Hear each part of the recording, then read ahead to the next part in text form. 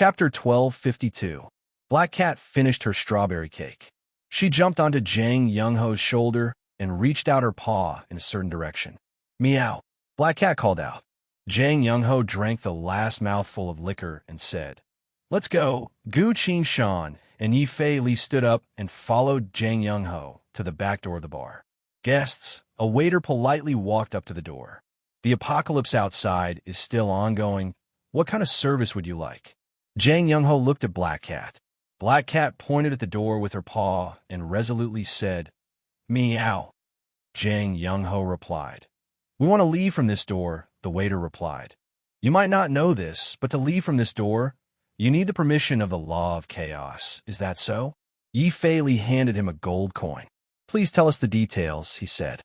The waiter didn't accept the gold coin. Instead, he respectfully bowed and said, "If you can afford the information, I can tell you the situation of this door. Of course, please tell us," Yi Fei Li replied.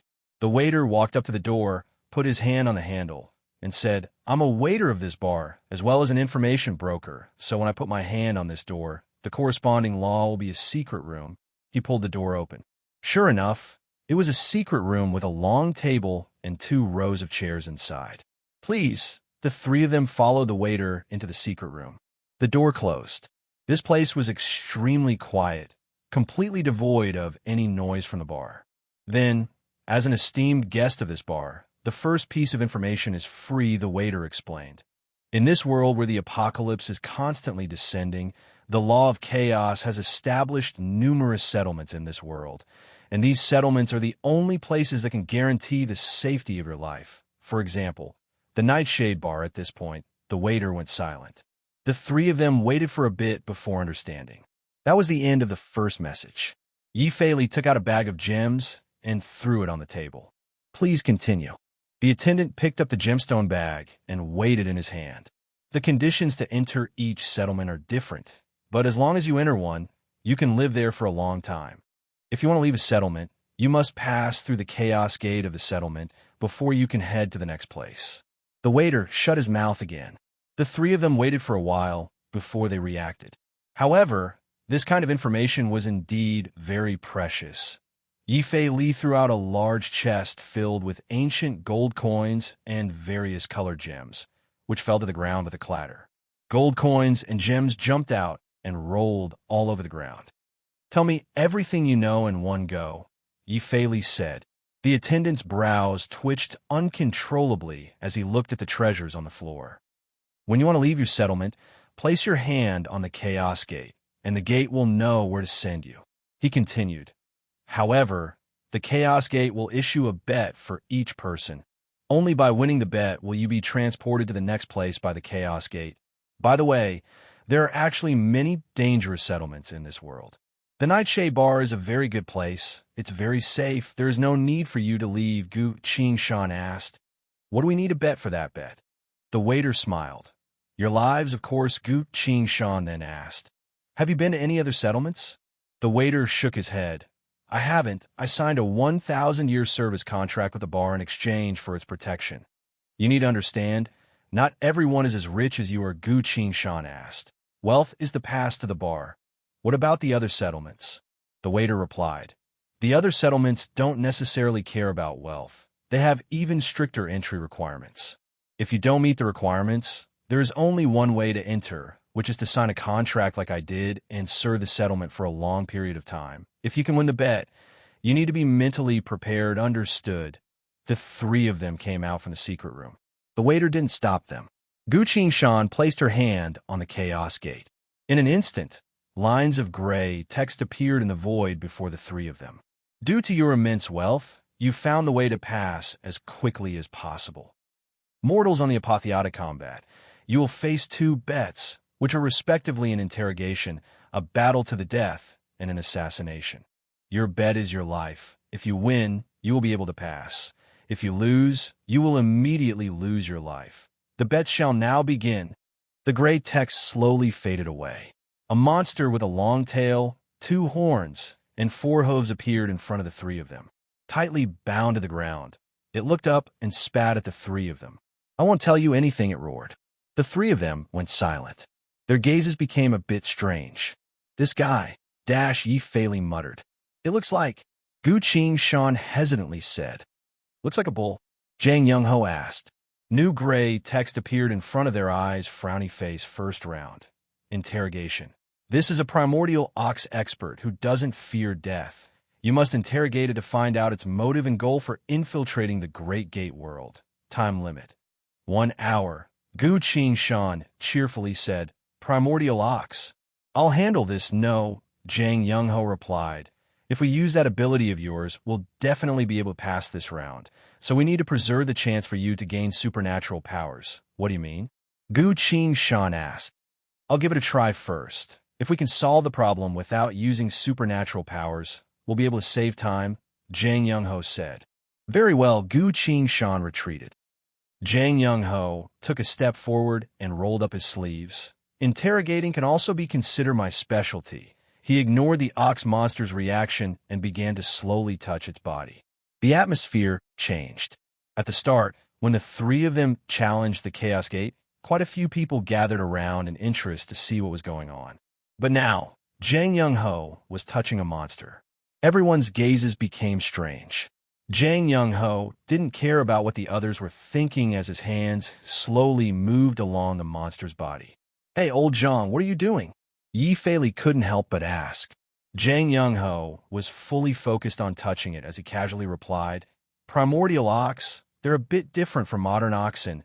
I'm unfamiliar with them, so I need to touch them first to find all the parts of their bones and flesh that can cause pain. His hand lightly pressed between the monster's ribs. The monster screamed like a pig being slaughtered. Oh, why are you screaming so loudly? I haven't even started yet, Zhang Young-ho scowled. 5 minutes later, Zhang Young-ho pulled his hand back. He took out a long box from his chest pocket. Opening the box, he saw various needles, scissors, tweezers, daggers, spiral needles, hammers, syringes, etc. Zhang Young-ho took out a gleaming dagger and cut off a piece of meat from the ox monster's face. He closed his eyes, sniffed the meat a few times, and said, Ox face, very few people eat it, but it's actually quite tasty. Gu Qing Shan took a set of cooking utensils from Yi Fei and rolled up her sleeves as she walked forward. This doesn't require any supernatural powers. I'll be your assistant, he said. Zhang Young-ho nodded. He stabbed the dagger into the monster's left chest and lightly twisted it. Embark, I won't tell you anything. The ox monster roared in anger. Zhang Young-ho ignored it and told Gu Qing Shan, Catch it well. This is a decent piece of meat from its body. If possible, make it medium rare. Got it. Gu Qing Shan began to cook. A few moments later, the meat was done. Zhang Young-ho used a plate to catch the meat and crouched down in front of the monster. He randomly inserted various tools into the most painful parts of the monster's body, waited for it to howl for a while before taking them out. Then, he used the dagger to cut the ox monster's body. Who would have thought a guy like you would have such meat quality? While saying so, he ate the piece of meat right in front of the monster. The ox tribe monster stared blankly at this scene. He opened his mouth, but no words came out. It was sweating profusely. The physical pain was secondary. There was a person sitting in front of you, eating your meat while chatting with you. This had already surpassed the limits of its imagination. After eating the piece of meat, Zhang Young-ho took out an even thinner dagger and crouched down again. He began to use the dagger to mark the monster's head and stomach. What are you doing? The ox monster couldn't help but ask. While you're still alive, I'm going to eat your brains, Zhang Young-ho answered without a care in the world. The monster was stunned for a split second. It looked at this person, then at the other person. The other person was preparing a saw, a screwdriver, as well as a variety of spices. The ox monster spoke like a machine gun. Everyone, I was wrong. I came to the world of chaos in order to find the whereabouts of that world-destroying shadow from the age of immemorial. I want to obtain its power. I beg of you, don't eat my brains. If you want to eat them, wait until I'm dead. I beg of you as soon as it finished. In an instant, it disappeared from the bar. Lines of glowing text appeared in front of the three of them, frowny face, first round. Extorting a confession, completed. Congratulations, you didn't use any supernatural powers. You only used cruelty to win this bet. Zhang Young-ho, your cruelty has won the favor of chaos. Cruelty towards your enemies is actually a form of power. If you can't even be cruel, then don't even think about facing the apocalypse. Now for the second round of the bet. Death match. Gu Shan put away her cooking utensils and asked, "Have you eaten cow brains before?" Jang Young-ho put away all his tools and clicked his tongue. Cow brains are so stupid. How could I possibly eat them? Chapter 1253. Ding ding ding. The bell rang. A boxing ring appeared in the middle of the bar. Everyone crowded around him with excited looks on their faces. A blue-skinned, muscular man with a large beard stood on the ring. Behind him was a man who looked like a coach. Gu Shan's group was surprised. Lines of gray text appeared in the void of space in front of their eyes. Frowny face, second match. Death match. This is a fight where only the victor can survive. Opponents, Lien Sheng and his disciple. Summary. This pair of master and disciple have killed over 30 billion living beings, hiding from place to place for countless years before finally escaping to the Nightshade Bar. Attention! They're the boxing master and disciple who ruled the world of the immemorial Great Gate. They rarely lose. You can only send one person to fight. The other two will act as the coach and leader of the boxing ring, acting as guides and cheers. There is no time limit. For the death match, whoever survives will win this bet. If they die, they die. The three of them quickly finished reading. Yi Fei Li rubbed her palms. "I'll go this round. Are you confident?" Gu Shan asked. Yi Fei Li appeared emotional. "Of course, when you weren't here, Bali often taught me how to fight. Big Sis Meow was willing to stop updating for a few days just to help me train my movement technique. Now is the time for me to show off the results of my hard work." Gu Shan looked at Jang Young-ho. Jang Young-ho shrugged and sent his voice. It took Bali a lot of effort to find someone who can't run away, so he's always smiling from ear to ear. As for Meow, she's been shopping every day, so she's already made up an ending. There's no serious issue of stop updating. Gu Shan was speechless. "I'll go if there'll definitely be no issues," Yi Fei Li said, full of confidence. "All right, be careful. Don't die," Gu Shan said. Yi Fei Li stepped onto the ring. Gu Shan and Jang Young-ho also walked over and sat on the chairs by the side of the court. Jang Young-ho winked at Gu Shan. "Hey," he whispered. "What?" Gu Shan asked. "Look at this notification. Chaos wants us to defeat this pair of master and disciple, but only the disciple is allowed to go on stage. Could it be that after the disciple is defeated, the master can also go on stage?" Jang Young-ho was confused. Gu Shan thought for a moment and said, "I'll be the coach. If there's any problem, I'll handle it." Jang Young-ho said, "Then I will be the leader." Under the notification from the Chaos interface, one became the coach and the other became the leader. In the boxing ring, Yi Fei Li and the blue-bearded man walked to the center. "Go back and drink your milk, stinking brat," the bearded man roared. Yi Fei Li was speechless.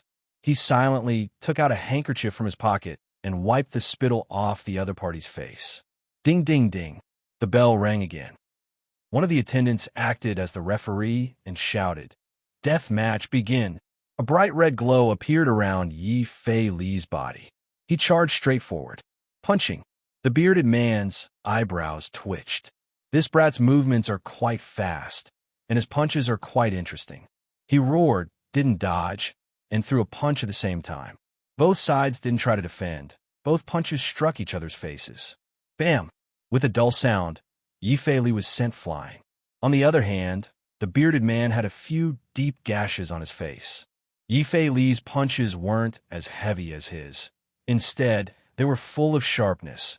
Each of his punches carried 7 to 8 red streaks of light that slashed at his opponent's body.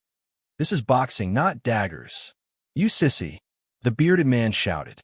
Yi Fei Li moved his body a bit, then scoffed. "A fist that suits me is the right fist." His body moved as he flew towards the bearded man like he was riding the wind. This time, the bearded man was a lot more cautious, carefully dodging every time he saw the sharp red streaks of light. The two of them fought for a few rounds. Yi Fei Li was getting more and more wounds on his body. The bearded man was clearly more experienced, always able to find a gap in Yi Fei Li's movements and retaliate. Yi Fei Li was often sent flying. "This is a death match. Aren't you worried about letting him go?" Jang Young-ho sat there, crossing his legs as he asked. "It's fine." Gu Shan crossed her arms and calmly replied. "I remember the first time I fought with Yi Fei Li, I cut him in half, but he still managed to survive." Gu Shan appeared to be very calm and continued. "Not to mention, Bali and Miao might look like they don't care about anything, but they're actually very considerate towards their own people. If they're willing to let Yi Fei Li out, that means Yi Fei Li has at least passed the test in terms of fighting skills." Zhang Youngho thought for a bit, then nodded. Sure enough, no matter how heavy Yi Fei Li's wounds were, he would quickly recover. The bearded man was now covered in wounds. His instructor suddenly shouted, "Go, you don't need to be afraid of him. Your bones are tougher than his fists. You can easily stop him." The bearded man's expression changed. "I understand." He rushed forward and began to fight with Yi Fei Li in close combat. Come, come. I've killed billions of living beings. A piece of trash like you isn't even enough." The bearded man shouted and sent Yi Fei Li flying with a single punch. Peh! Yi Fei Li spat out a mouthful of blood and squinted his eyes. A flash of red light. He crashed straight into the other party. "AR, die!" the bearded man shouted. The two of them exchanged blows, fighting to the point where they didn't even bother to defend and focused all of their attention on punching. Flesh and blood splattered everywhere. After 7 to 8 breaths worth of time, they finally retreated. "Ah!" The bearded man was covered in blood, but still laughed. "Since you're about to die, I'm not afraid to tell you. I've seen the state of your body through my supernatural powers. My endurance and constitution are 3 times that of yours." His coach, who was below the boxing ring, also shouted loudly, "You're dead. Human trash." Yi Fei Li didn't say anything. He simply took out a can of energy drink, opened it, and gulped it all down. The bearded man's expression slowly changed. He could see that Yi Fei Li's condition was slowly recovering. Only to see Yi Fei Li throw the can away, lightly hopped a few times and smiled. Come again. His stamina had already recovered. The battle to the death continued. One red, one blue. 2 figures tangled together, each punch hitting flesh. Blood splattered everywhere as the sound of impact resounded. In the end, it was the bearded man who couldn't take it anymore and sent Yi Fei Li flying with a single punch. Yi Fei Li stood still, red light drifting around his body as he breathed heavily. All of his wounds were slowly recovering. This wasn't some sort of supernatural power, only a basic ability of his as a man-killer fiend and a world destroyer. Just like the spirit energy Gu Shan obtained through cultivation. His fighting spirit was at its peak. Hurry, his fist technique is only SOSO, but he doesn't have any experience fighting to the death. He's no match for you. Below the ring, the bearded man's instructor slammed the chair and shouted. Hearing that, the bearded man nodded. "I got it." He charged at Yi Fei Li. The two of them once again entered a stalemate. Something's not right. Gu Shan's eyebrows slowly scowled. "That's right, something's not right," Zhang Youngho also commented. As time passed, the bearded man became more and more courageous as he fought. His wounds were also slowly healing. He was slowly suppressing Yi Fei Li. This guy's supernatural power allows him to see his opponent's physical stats. There's no way he could suddenly turn things around like this. Zhang Youngho was silently worried. Gu Shan didn't say anything, only stared at the bearded man for a bit, then turned to look at the bearded man's instructor. "Go, you can win against him. Look, there's another opening. Straight punch. Uppercut. Chase him, don't let him dodge. Attack. Attack." The instructor dutifully shouted. Under his supervision, the bearded man attacked with everything he had, becoming more and more courageous. After watching for a while, Gu Shan understood. Zhang Youngho also understood and muttered. "No wonder we were asked to be the instructor and leader for this match. Seems like even if we can't fight, we can still use a bit of support to help Yi Fei Li." The black cat suddenly disappeared from his shoulder. After entering the Nightshade Bar, he had finally refreshed his abilities. A card appeared from the void of space, held in Zhang Youngho's hand. This card depicted a group of monkeys, each of them extremely agile, currently roaring in the middle of a mountain forest. Jang Young-ho tossed the card out and shouted, "Reinforce." The card instantly disappeared. 7 to 8 monkey figures landed on Yi Fei Li's body. Yi Fei Li's body glowed with a layer of light. His movement became a bit faster. Whenever the bearded man was about to hit him, he would always be able to dodge. The bearded man's instructor watched for a few moments before shouting, "Don't be afraid. This kind of power isn't always effective. Find a chance and hit him." "I understand," the bearded man shouted. He charged forward and continued to fight against Yi Fei Li. Both of them were exuding killing intent, almost as if they wanted to kill the other party with every punch. The instructor slammed the chair and shouted, "Monkeys aren't brave, they need to roar." The man roared as his punches became faster and faster. Jang Young-ho's expression changed. "I suspect that they have a mystic-type connection that allows them to increase their power through this hint. No wonder they're so hard to deal with." Gu Qingshan was a bit hesitant and didn't say anything. All of a sudden, Yi Fei Li was struck by a punch and fell to the ground, spat up some blood, then staggered back up. Gu Qingshan's expression changed. "Fine, you're the ones who forced me to use this move." He rubbed his forehead and muttered. Jang Young-ho suddenly turned around and asked, "Do you have a trump card?" "I do." Gu Qingshan cleared his throat, abruptly stood up and shouted, "While men and women here, you must listen to me." Chapter 12:54. On the sparring ring, blood and sweat were continuously dripping down. Both sides were exchanging blows, trying their best to take the other down. After a few moments of fighting, Yi Fei Li had been hit so many times that he couldn't help but retreat. "Kill him," the spectators cheered. "Chase him, don't give him a chance to breathe," the coach shouted at the long-bearded, robust man. The long-bearded, robust man stepped forward and threw a punch with all his might. Yi Fei Li appeared a bit hesitant, but still managed to dodge. After all, the long-bearded, robust man was a bit stronger in both strength and experience, not to mention that he had the coach's support, so Yi Fei Li couldn't tell if this punch was real or fake. "Look for that brat's opening and punch. He's too inexperienced," the coach shouted. The long-bearded, robust man roared in anger and gave chase. "Hurry! Your speed! Faster!" the coach hurriedly shouted. The robust man, who had already increased his speed to the limit, suddenly became even faster. Bam! A heavy punch landed on Yi Fei Li's face, causing blood to splatter everywhere. Yi Fei Li staggered back a few steps, once again putting some distance between them. "A good chance." The coach appeared excited as a faint glow appeared on his body. He was going all out. "Take control of the rhythm. Use that killing punch to kill him. Don't let him get away again," the coach shouted with all his might. The long-bearded, robust man's body also glowed with the same light. He shouted in anger as his body slowly grew larger. His fist was now covered in a thick layer of armor, giving off an extremely heavy and suffocating feeling just by looking at it. At this time, Gu Qingshan abruptly stood up from her seat and shouted at the long-bearded, robust man, "Yo, everyone here, listen to me. Azure Dragon Shadow Hex, bind. This boxer and coach, they're nothing but a bunch of dung. What long, straight, uppercut, swinging punch. If they dare touch me, I'll count down before I die. If it's a fist fight, then so be it." In the end, you guys decided to play tricks on the spot.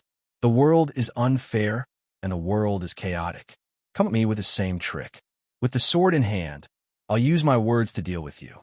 If I say that you're all going to die soon, you're all going to die soon.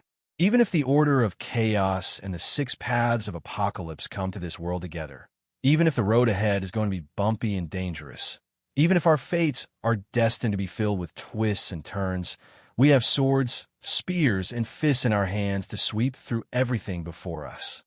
Gu Qingshan's voice paused, and she suddenly raised her voice and roared, "Yi Fei Li, kill them all." This old man and the strong man were working together in secret. But how could they know that you and I have this kind of spell? We fixed our bodies and slowed our speed so that his punches were in vain. 3 uppercuts, 7 consecutive strikes. Just like a thunderstorm, fight to the end, fight to the end. Grit your teeth and give him the final blow. Got it.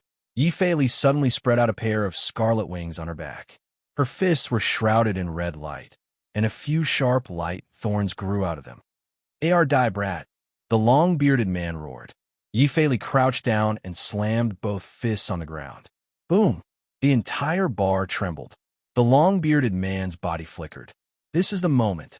Yi Fei Li turned into a blurred image, flashing around the long-bearded man's left and right. Her fists were as fast as lightning. Streaks of red light struck the long-bearded man's body without giving him a chance to parry. Although the man's power had reached its peak, his speed had been greatly reduced by the Azure Dragon origin hex. His body couldn't even react in time. Bam, bam, bam, bam, bam. The sound of fists hitting flesh resounded in rapid succession.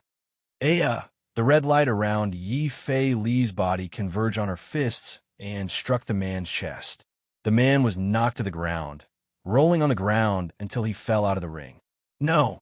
The long-bearded man collapsed on the ground, coughing up blood while sobbing unwillingly. I can shatter the world with a single punch. I've killed countless living beings, yet I'm going to die here. His head tilted to the side as he stopped breathing. Instantly, the ring, the corpse, and the coach all disappeared. Lines of gray text appeared in front of the three of them. Second match, death match, completed.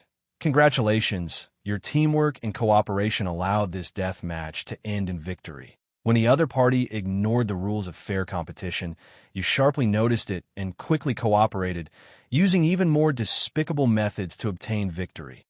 If one day you have to face the challenge of the apocalypse, I hope you will remember your brilliant performance just now.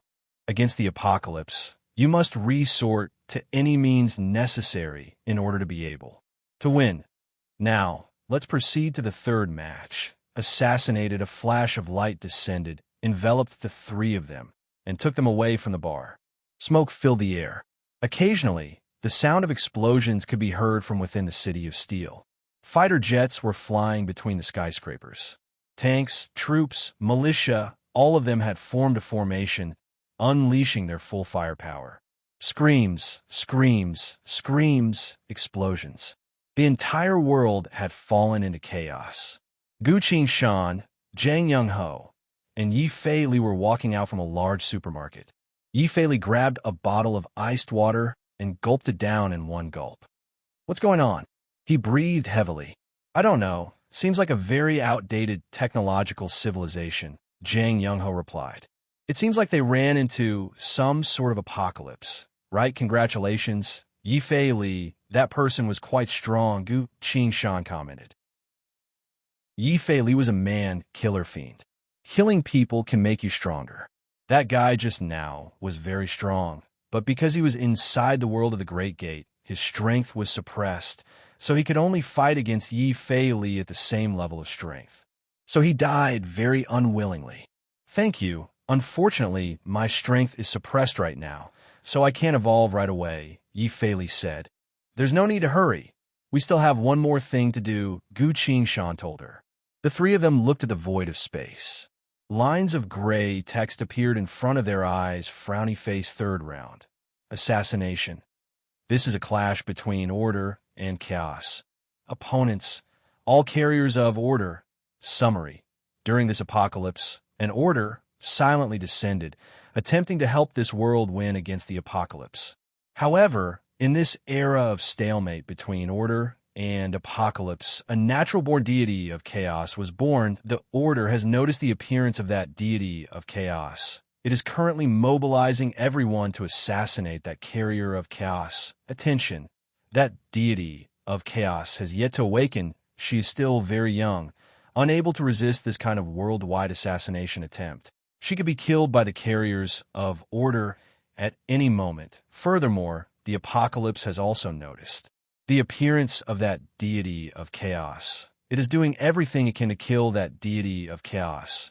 In this grim situation, you have two paths to take.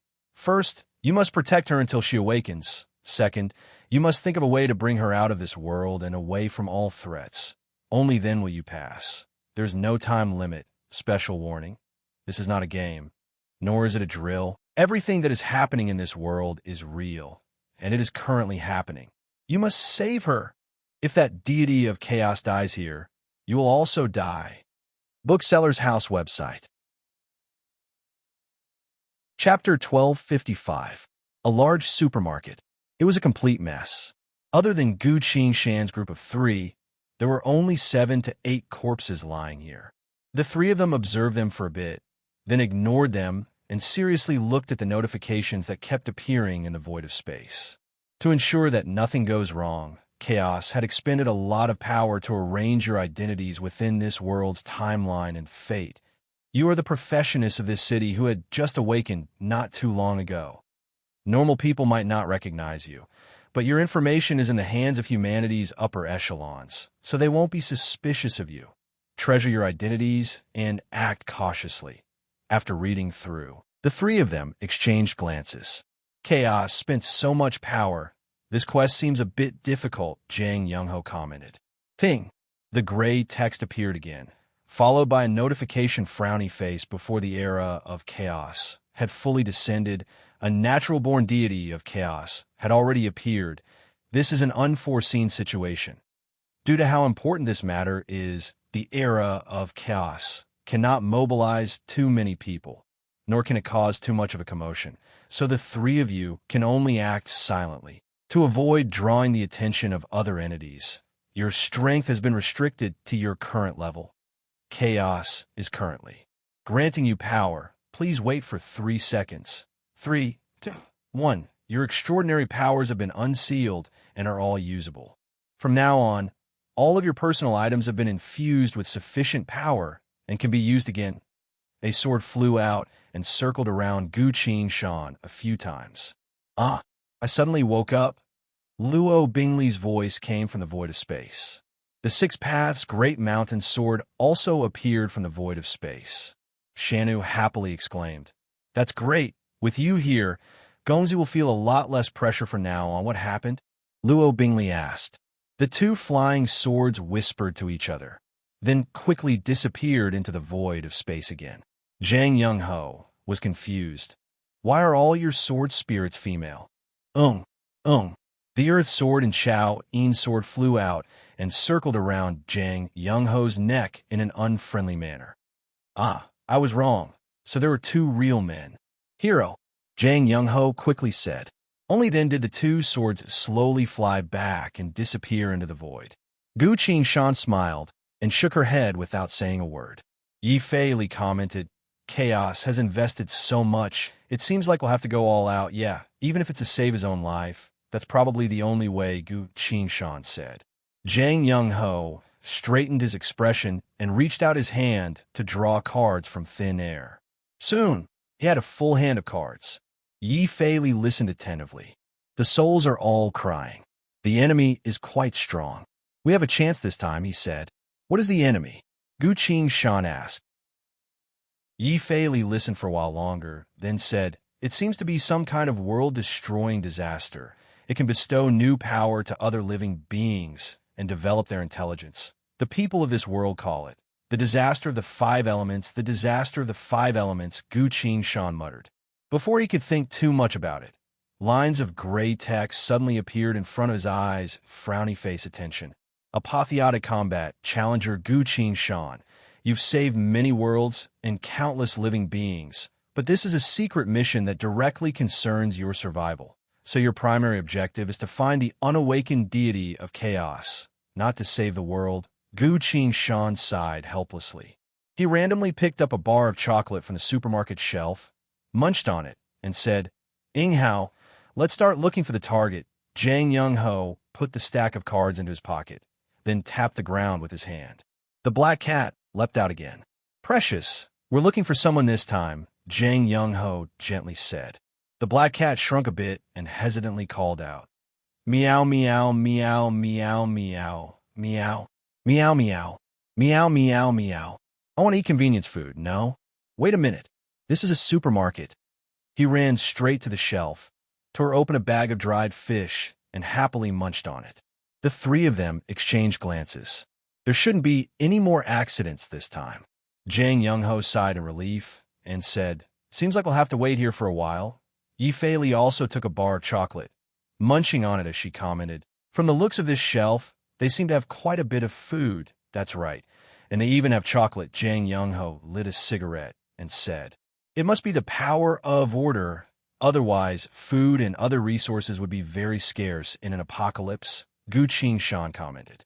While the three of them were talking, a few men wearing the same uniform rushed into the supermarket, panicking and trying to find a place to hide.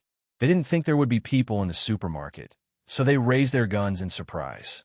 "Get out of here, hurry," one of the soldiers shouted. The three of them smoked and ate chocolate. The black cat buried himself in a pile of dried fish, happily eating. No one paid attention to him. Tap, tap, tap. The soldier fired a volley of bullets without hesitation.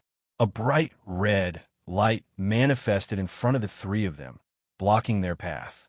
The bullets bounced off as they struck the wall of light. Yifei Li's eyes moved a bit, then retracted. "These people are too weak. It's a professionist run." The soldiers exclaimed in shock and quickly ran out of the supermarket. Gu Qing-shan said, "Yifei Li's mental fortitude is quite good right now. She could have easily absorbed their power by killing them, but she didn't do it." Yifei Li smirked. "I usually don't kill people." Gu Qing-shan was a bit surprised, feeling that those words sounded familiar.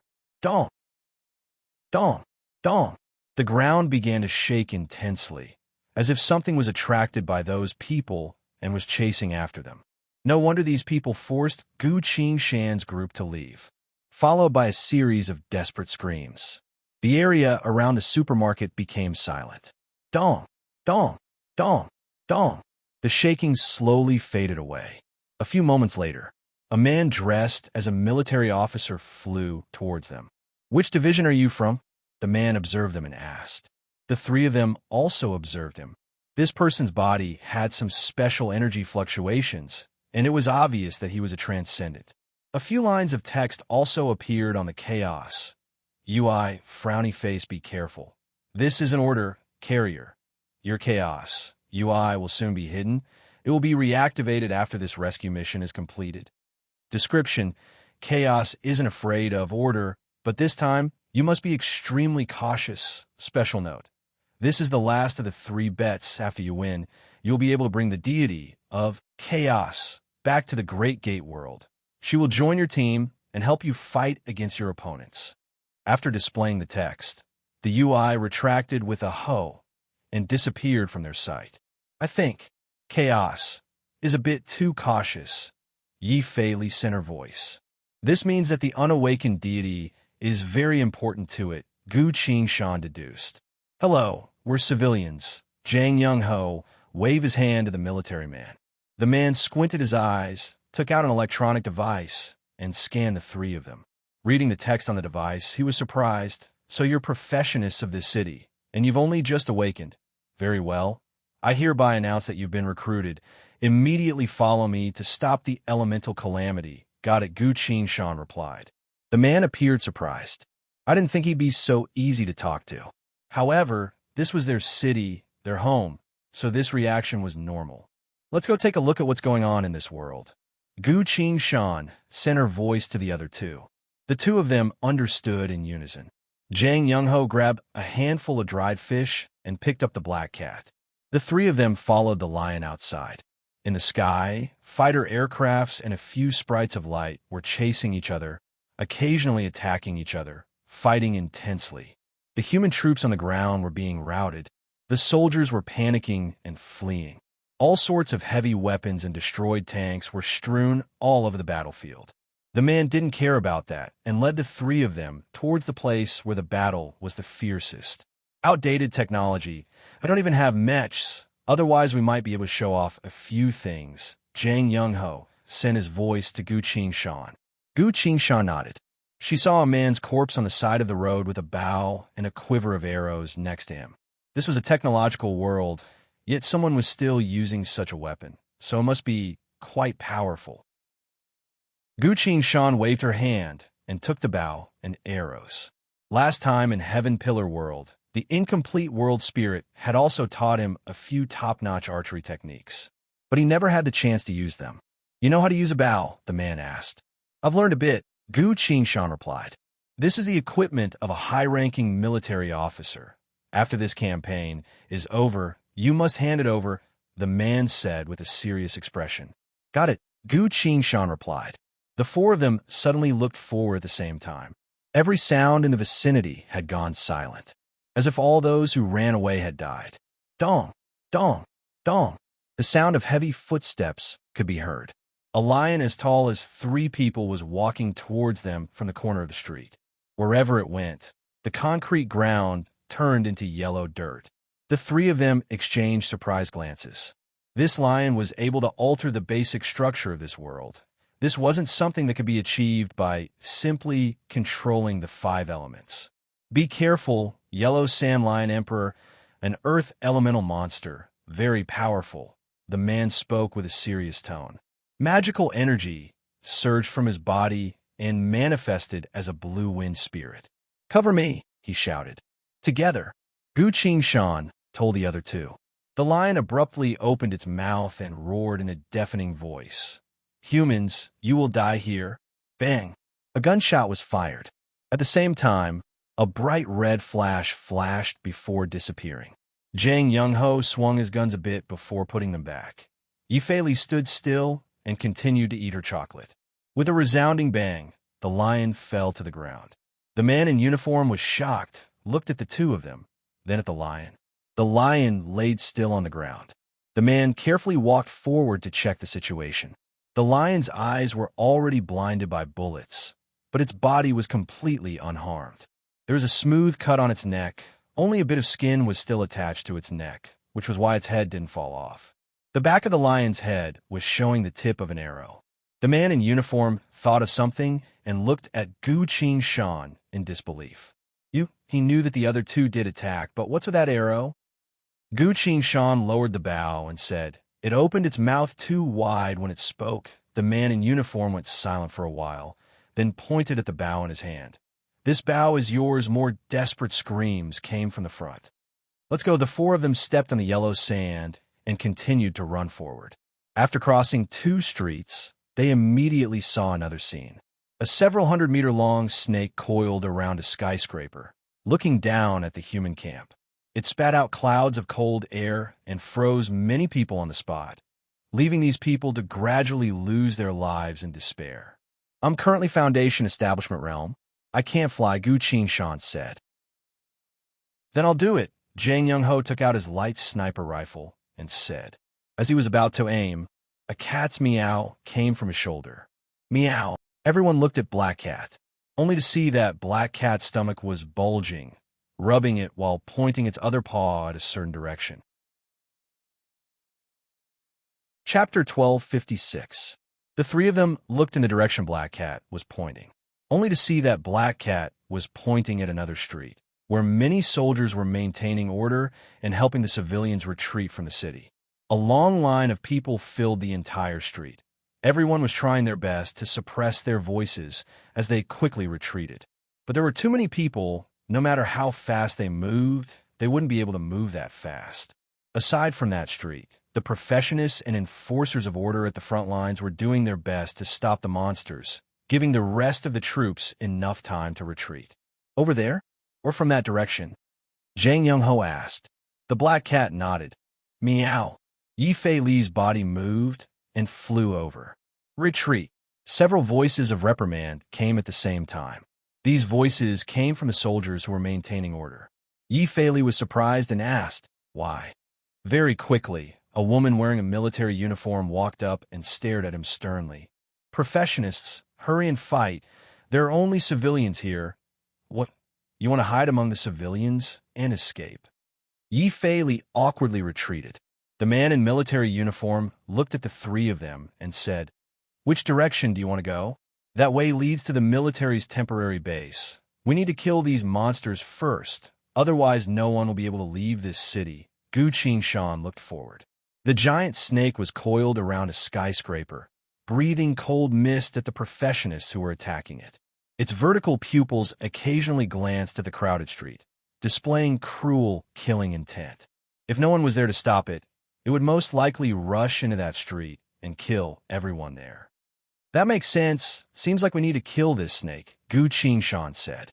Zhang Youngho exhaled the smoke in his mouth, raised his light sniper rifle, loaded a special bullet into the magazine, and adjusted his aim.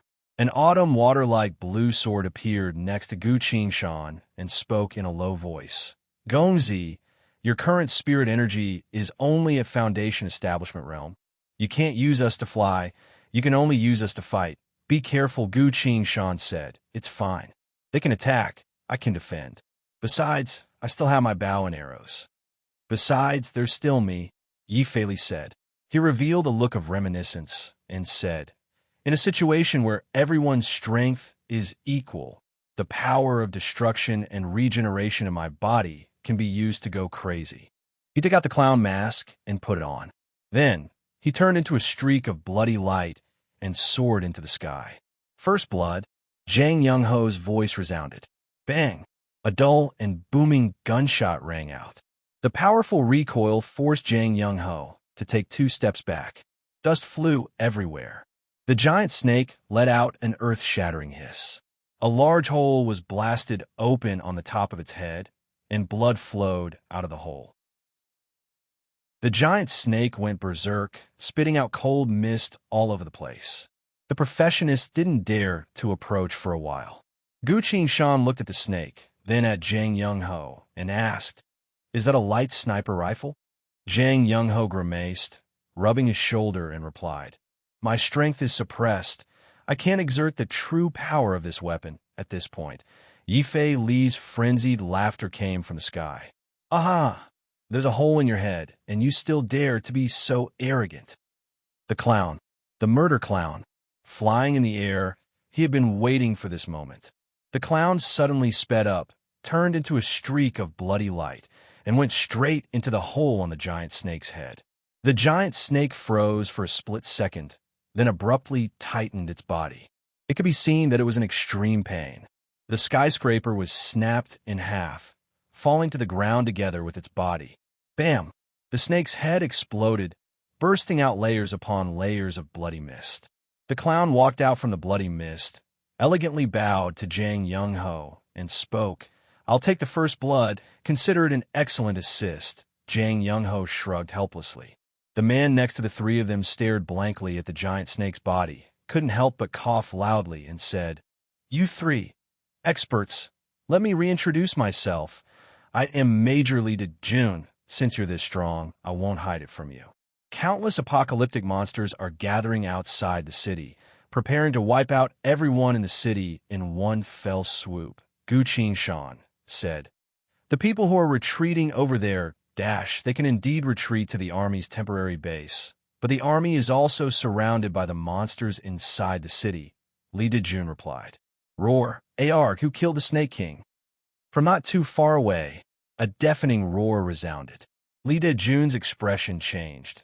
"Not good. We need to quickly retreat. The great Earth Demon Twin Ape Demon has found out about the situation here. It's quickly heading here." Following his words, the profession swarmed over and fled towards the back. "Great Earth Demon Twin Ape Demon?" Gu Qingshan doubtfully asked. "Yes, they are strength-type elemental calamities. Their bodies can withstand all bullets and spells. They're extremely hard to kill." Li Dejun replied. A black shadow that blotted out the sun descended from the sky. Boom! The ground trembled. A 20-meter-tall demon ape landed in front of the remains of the skyscraper, staring at the giant snake's body. "Who killed it?" the demon ape shouted. Bang! Another muffled rumble rang out.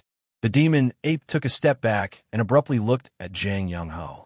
A fist-sized hole appeared on its shoulder. The demon ape cracked open its mouth, revealing its sharp fangs, and smirked. Only so, it suddenly looked down, only to see a guy wearing a clown mask using a rock soaked in snake blood to draw a circle on its chest. "La la la, there are 4 beating hearts here. Zhang Youngho, my friend. You need to hit them 4 times in a row." The clown hummed a small tune and happily said. Zhang Youngho raised his long sniper rifle. The demon ape's expression changed. While attacking the clown, it shouted, "I'll cover you. Kill us, and we'll leave." Something unexpected happened. Another demon ape suddenly appeared behind the demon ape. Boom! Sand and rocks flew everywhere. The demon ape suddenly charged towards the path of retreat. It strode forward, and with an unimaginable speed, it instantly charged into the street. "All of you, Dot!" the devil ape shouted. It raised its fist and punched down with all its might. The crowd couldn't escape in time, so they could only scream in despair. Seeing this, Li Dejun's expression turned ashen as he knelt down. "It's over." In the blink of an eye, the fist struck down. The world became silent. 1 breath, 2 breaths, 3 breaths. Everyone was shocked to find that they weren't dead at all. Li Dejun raised his head abruptly and looked at the crowd in disbelief. Gu Qingshan was already standing among the crowd at some point. The bow was slung on his back, a simple sword in his hand, blocking the demon ape's fist with one hand. The demon ape exerted all of its strength to push down. Gu Qingshan didn't move at all. The long sword steadily blocked the fist, not moving at all. The power of Sanctuary erupted with 1,001 times its original strength, stopping the demon ape in its tracks and preventing it from moving forward. Behind Gu Qingshan, a black cat had just arrived and landed on the shoulder of the woman in the military uniform. "So they found their target," Gu Qingshan muttered. The earth sword turned and swung forward. Stab! A blinding sword phantom turned into a torrential current that completely engulfed the giant ape. Chapter 12:57. The demon ape was sent flying by a single slash. It wasn't until it flew several hundred meters away that its body was split in half and fell to the ground. Not a single drop of blood flowed out. The two halves of its body turned into mud and fused back together. "It's useless, you can't kill me like this," the demon ape stood up and roared in anger. The other demon ape was shot twice, but didn't bother fighting against Zhang Yongho and Yi Fei Li anymore and went next to it. The two demon apes' bodies slowly fused together to form a four-armed, two-headed ape. An even more brutal and powerful presence radiated from the monster's body. "Dong! Dong! Dong!" It walked step by step toward them. "You were able to force me to this point. Seems like it's worth it for me to fight with my full strength," the four-armed, two-headed ape solemnly declared. Gu Qingshan wielded her sword and stood straight. Zhang Yongho was busy reloading his gun. 7 to 8 sharp red bone spikes suddenly sprouted from the clown's back. Seeing that a fierce battle was unavoidable, hurried cries could be heard from the edge of the city. "Goo goo goo, chirp! Goo goo goo, chirp!" The four-armed, two-headed ape was stunned. Streaks of black shadows flew into the city, and with extraordinary speed, they let out continuous cries in the sky above the burning streets. "Major Li, what's going on?" Gu Qingshan shouted in a low voice. Li Dejun quickly explained. "That's the sound of a demonized steel falcon. It's a bird they use to relay orders." The four-armed, two-headed ape seemed to understand something and looked down at them with a strange expression, muttering, "Humans, pitiful humans," saying so. It turned around and ran away without looking back. It left very quickly, already out of sight in just a few breaths worth of time. Everyone was stunned. "What's going on?" Very quickly, they noticed that it wasn't just the four-armed, two-headed ape. All the other apocalyptic monsters in the city had also turned around and left the city. "Adjust the satellite. I want to see the situation," the woman in the military uniform immediately said. A soldier ran forward, placed the portable space communicator on his back on the ground, opened it up, and connected to the satellite. "Authorization is required, General," the soldier said. The woman stepped forward and aimed her amber eyes at the detector. At the same time, she pressed her hand on the device. 3, 2, 1, pass. An image appeared on the electronic screen. The soldiers quickly mobilized the satellite monitoring equipment and brought up the images of the surroundings of the city. Countless monsters gathered around the city, forming an impenetrable encirclement. They surrounded the entire city tightly, not allowing anyone to leave. The woman had a confused look on her face as she muttered to herself, "Why are they surrounding us and not attacking us? Could it be that we have reinforcements?" "Major Li, did your order give you any hints?" Li Dejun looked at the void in front of him and said, "My mission is to hold my ground. Apart from that, There are no other hints for a time. The flames of war were extinguished. There were no longer any sounds of fighting or killing. The clown descended from the sky, took off his mask, and said, "I haven't even warmed up yet. How is it over already?" Jang Young-ho mused, "This is a little strange." Gu Qing-shan's gaze fell onto the woman. This was a young woman with black hair and brown eyes. Her facial features were quite striking. Her entire appearance was pleasing to the eye. The power fluctuations she gave off weren't any weaker than anyone else. But strangely, she didn't carry any weapons. So this is a natural-born deity of chaos? Gu Qing-shan silently thought. At the same time, at a place extremely far away from this city, the human world's allied Army HQ, everyone was busy working. Brown Bear 1, requesting to carry out a top-secret mission. Received, request approved. The third passage is being opened. Please conduct a final check of the power system and firepower reserves. Brown Bear 1 reporting, everything is ready. You may take off in 3 seconds. 3, 2, 1, depart. With a resounding boom, a plane left the base and flew towards the horizon. So we're trapped in this city? Gu Qing-shan asked. That's right, Gu Qing-shan. I know that you and your companions are people of this city. You've only awakened your abilities not too long ago, so you should have gone through a period of training and guidance, but there's no time for that now. Let me ask you, are you willing to join the human allied forces to fight against the apocalyptic monsters? The woman asked. Gu Qing-shan appeared anxious and nervous, then asked in return, "Is that really possible? To protect our home? Of course we're more than willing." The woman smiled and replied, "Of course, your identities are clean, and you've worked together to kill that serpent. You're very strong, so we're in desperate need of fresh blood like you." Gu Qing-shan, Jang Young-ho, and Yi Fei-li exchanged glances. "We're willing," the three of them replied in unison. The woman nodded, appearing very pleased. "Very well. I am the Major General of the Eastern Continent Xia Country's Southwestern Army. Yiru, she." The woman extended her hand to the three of them. "General Yi, what should we do now?" After shaking hands, Gu Qing-shan asked, "Since your talent's discovered by Major Li Dejun, follow him for now, learn some advanced knowledge about ability users, and prepare to enter battle at a moment's notice. Understood. As for your military ranks, you made a great contribution today, but there are always a lot of procedures to promote your military rank, so don't worry about that for now. You'll get it later on." Understood. Seeing how cooperative the three of them were, Yiru, she couldn't help but silently nod. She smiled at the three of them, then prepared to leave. After taking a few steps, she suddenly stopped, appeared a bit hesitant, then turned to look at Gu Qing-shan. "Gu Qing-shan, you know how to use a sword?" Gu Qing-shan was surprised. Jang Young-ho and Yi Fei-li also had strange expressions on their faces. "That's quite interesting." Gu Qing-shan nodded.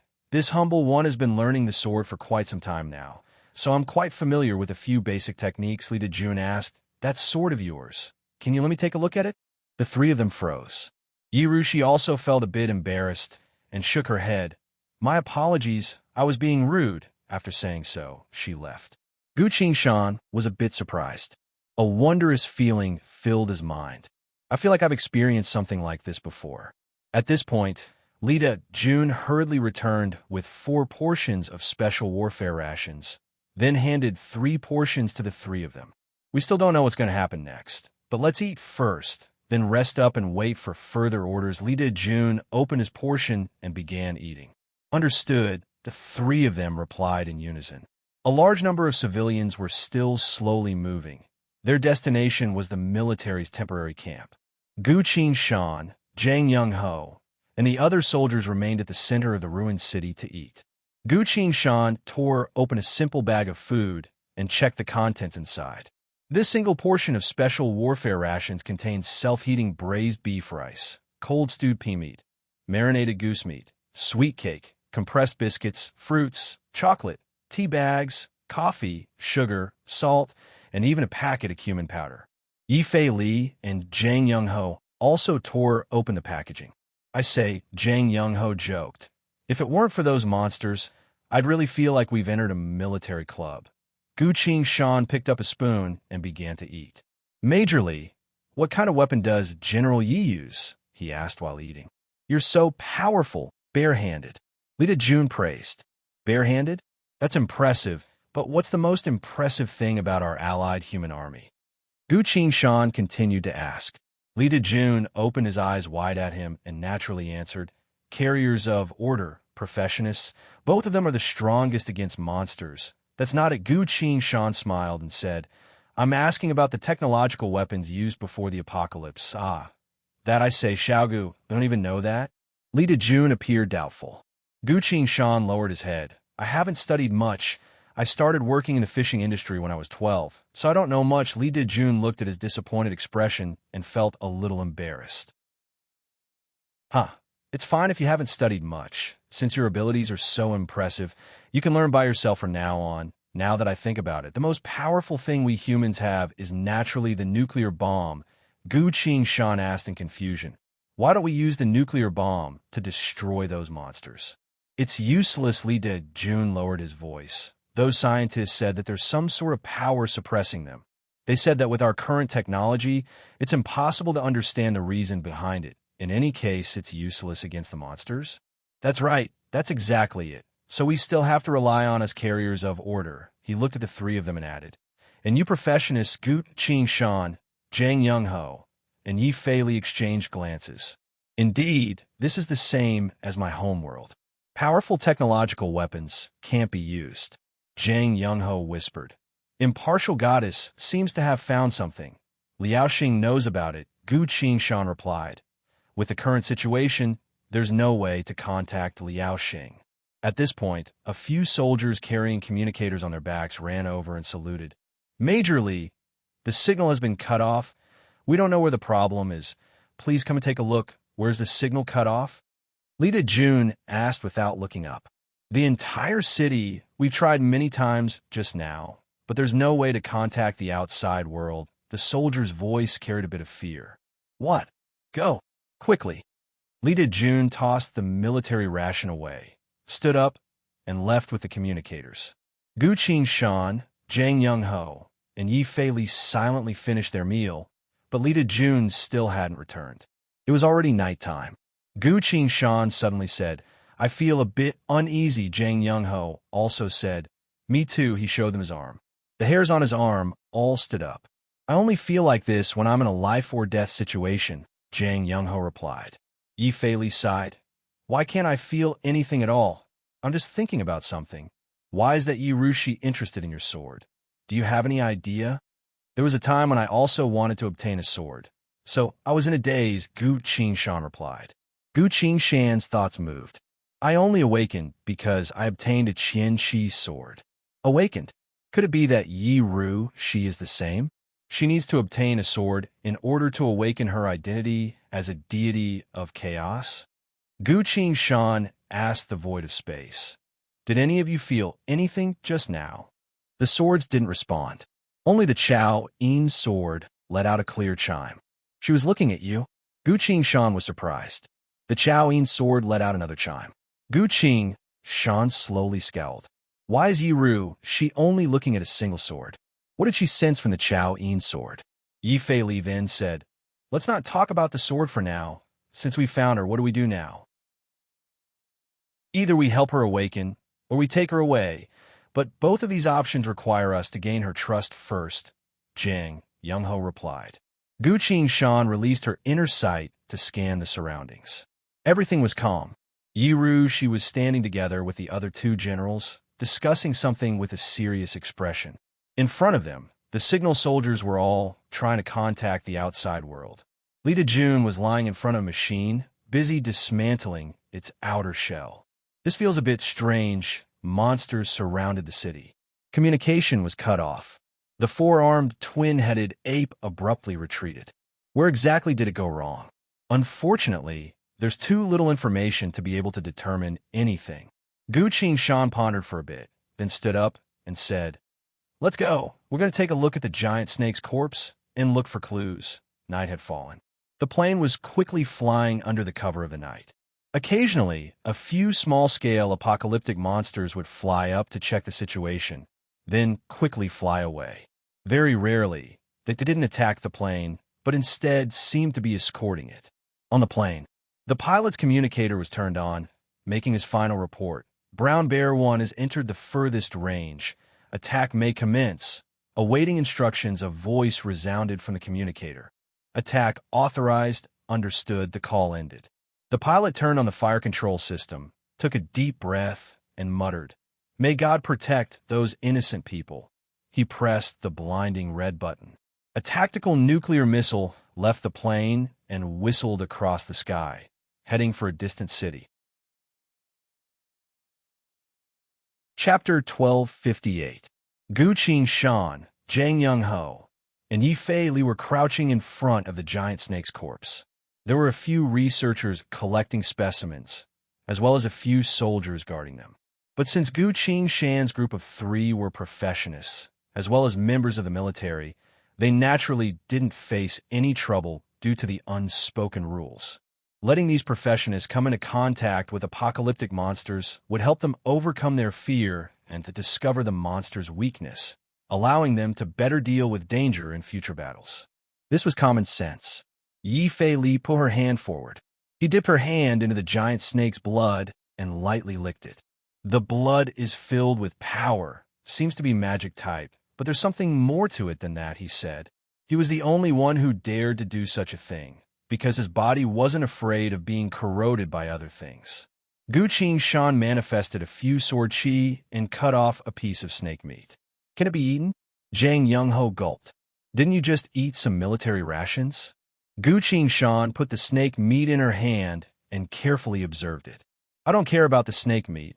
I care about your cooking skills," Zhang Young-ho flattered her. It couldn't be helped. Gu Qing-shan's cooking always left a deep taste in his mouth. "I can't." Gu Qing-shan shook her head. "This snake's entire body is filled with poison. It's very hard to clean it up. If I had to spend a lot of effort to clean it up, the taste of the meat would be meaningless." Zhang Young-ho was a bit disappointed. The two of them exchanged glances. Although they were joking, both of them could sense a certain seriousness in each other's eyes. An invisible sense of pressure filled the air. Normal people wouldn't be able to notice this, but those with keen senses would be able to sense it from a mystic-type perspective. "I feel like I'm standing in front of a tsunami." Gu Qing-shan's expression was calm as she muttered in a low voice. "I feel the same." Zhang Young-ho stood up and anxiously looked around. The soldiers were divided into several groups. Some were maintaining order, some were patrolling the city, and some were resting. The refugees slowly moved toward the temporary encampment of the army in an orderly manner. Yi Rushi and several other high-ranking generals were currently supervising Li Dejun's group to ensure that there were no monster ambushes. Everything was normal. Strange. My intuition is rarely wrong. But what exactly is the problem? Zhang Young-ho wiped the cold sweat off his forehead, his face filled with confusion. The world in front of him became slow and heavy, and a sense of suffocation arose spontaneously. Gu Qing-shan wasn't feeling any better either. She directly grabbed the twin swords Heaven and Earth from the void and held them in her hands. He sensed death. The two of them abruptly stood up and vigilantly observed their surroundings. The night breeze was warm. The army began distributing food to the civilians. With food and water, the civilians gradually calmed down. Everything was as usual. "Damn it, what is it?" Zhang Young-ho cursed. Yi Fei-li was squatting at the side. Suddenly, she pricked up her ears, and a confused expression appeared on her face. Gu Qing-shan immediately noticed and asked, "What is it?" Yi Fei-li explained, "Something is flying towards us. What is it?" "Is it a monster?" Zhang Young-ho asked. "No, it's a human thing. It seems to be a plane." "That's quite fast," Yi Fei-li commented. Gu Qing-shan was surprised for a split second. It definitely isn't a plane. The monsters have surrounded the city, so there's no way for a plane to get here. Could it be?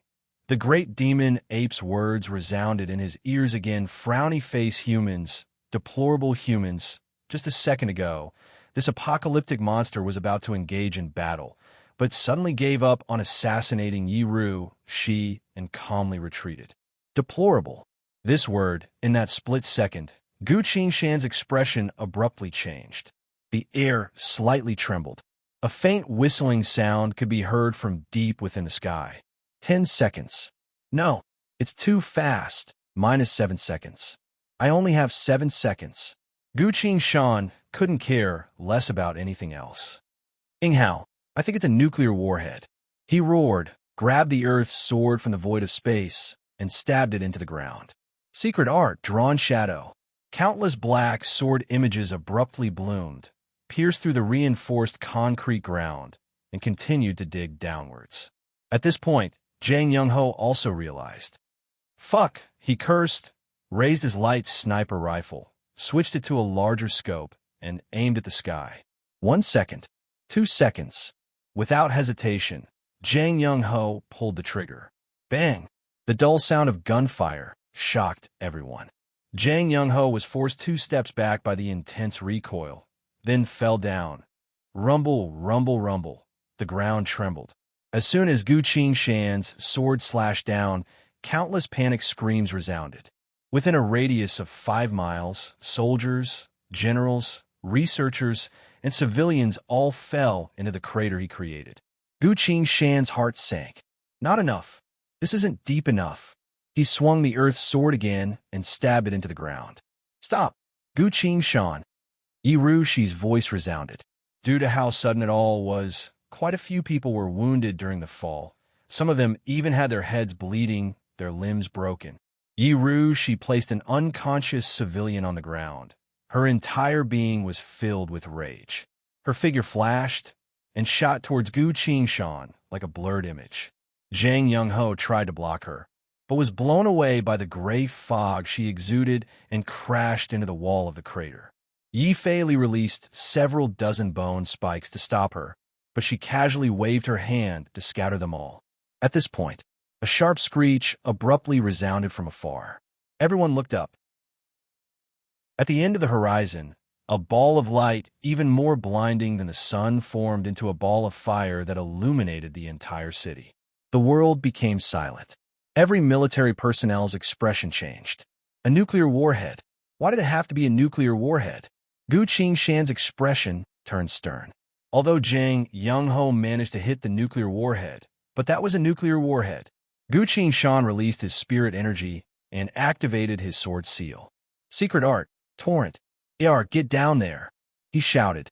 The already deep pit was once again blasted to a depth of several meters. Everyone who fell into the crater immediately fell back down. Gu Shan used his sword to prop himself up, soaked in sweat, barely managing to stand still. Foundation Establishment Realm. That's all the spirit energy he had left. Thanks to his full-powered attack, he had already used up all of his energy. Fortunately, at this depth, he was barely able to avoid the first shockwave of the nuclear warhead's intense light. Don't look at the intense light, Yi Rushi loudly shouted, but her voice was drowned out by the resounding explosion, to the point where no one could hear her. Yi Rushi stomped her foot, leapt up, and threw a punch at the opening of the crater. Layers of gray fog manifested and covered the entire opening of the crater. The intense light was blocked, turning the crater into a pitch-black darkness. The earth trembled. A shock wave began to form. A mushroom cloud instantly rose over 10,000 meters into the air. Jang Young-ho crawled out from the soil, spat out a mouthful of dirt, and tossed the card at his hand out. Bam! Several dozen dim, glowing earthworms manifested. Please help me stabilize this place. Thank you, Jang Young-ho said. The earthworms nodded, quickly scattered, crawled into the walls of the crater, and began to work. Ho, ho, ho. The shockwave created by the shockwave howled incessantly, followed by numerous desperate screams, as well as the sound of buildings collapsing and crashing. At this point, everyone understood what had happened. Quite a few people began to cry. Their loved ones were still outside, and it seemed like they wouldn't survive. They were the most fortunate ones, as they fell straight into the crater Gu Shan created, and the nuclear warhead was detonated prematurely by Jang Young-ho, which was how they managed to survive. Yi Rushi walked up to Gu Shan, patted his shoulder, and said, I've wronged you. Gu Shan was exhausted, but simply nodded without saying anything. Yi Rushi turned around and walked towards the generals. All the generals had ashen expressions, their hearts dead. Nuclear warheads couldn't kill apocalyptic monsters, so the one who detonated the nuclear warhead must have killed everyone here in the future. Why? Why did this happen? Yiru, she barely managed to control her emotions and told the soldiers, "Don't worry, we won't let the culprit get away with this. Please endure it for now. We need to wait for this disaster to pass. I swear I will." Her words were abruptly cut off by a loud shout. "Kill her!" Lita June shouted. 7 to 8 carriers of order acted at once. Catching Yiru, she off guard and ambushed her. Clang, clang, clang, clang. A rainbow-colored shield protected Yiru Shi. At the same time, Yi Fei Li wielded the forgetting river soul, flaying hook, and whistled. Oh, in the blink of an eye, everyone was frozen in place. Sound type skill, forgetting river soul return. This was a divine skill that Yi Fei Li performed through the forgetting river soul, flaying hook. A blood-red glow flickered a few times in the void of space. Several desperate screams resounded. "Keep him alive," Gu Qingshan ordered. "Don't worry." Yi Fei Li's figure appeared from the blood-red glow. He tossed Lita June to the ground in front of Yiru Shi. The other carriers of order were all killed by him. A breath's worth of time had passed. Everyone returned to normal. Yiru Shi froze, then asked in disbelief, "Major Li, why? Why do you want to kill me?" Lita June was covered in blood, then suddenly laughed. "You apostle of the apocalypse, it was you who caused the death of everyone in this city." While laughing and crying at the same time, he continued, "Order has told us that you are the seed of calamity, the one who will bring forth an ending even more terrifying than the apocalypse. You must die." Yiru Shi stood still.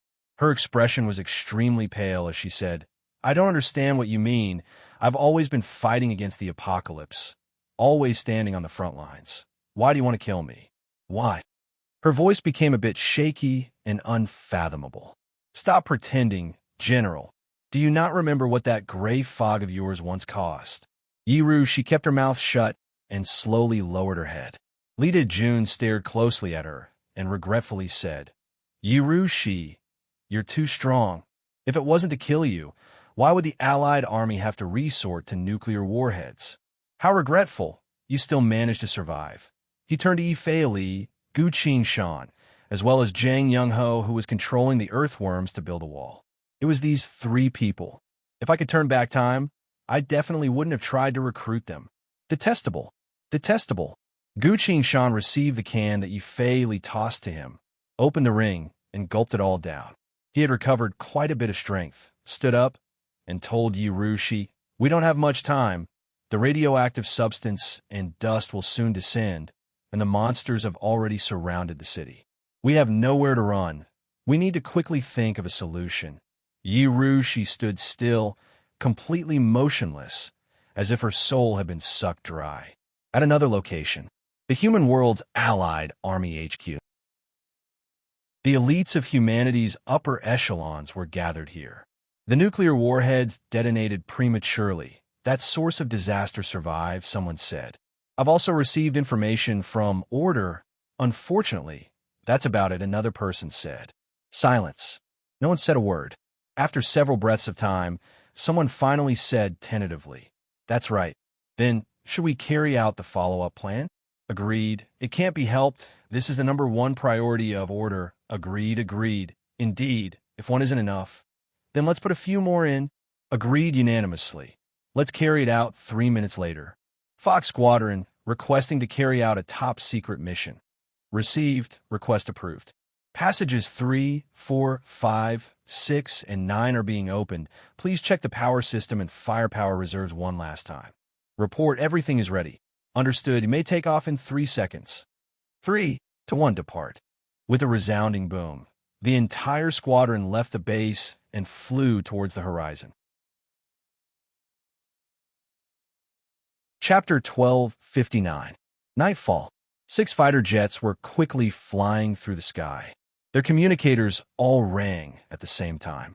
Z, Fox 1, Fox 2, please detour from the southeast direction. Fox 4, Fox 5, head to the northwest direction of the city. Fox 6, Fox 7, head to the opposite direction.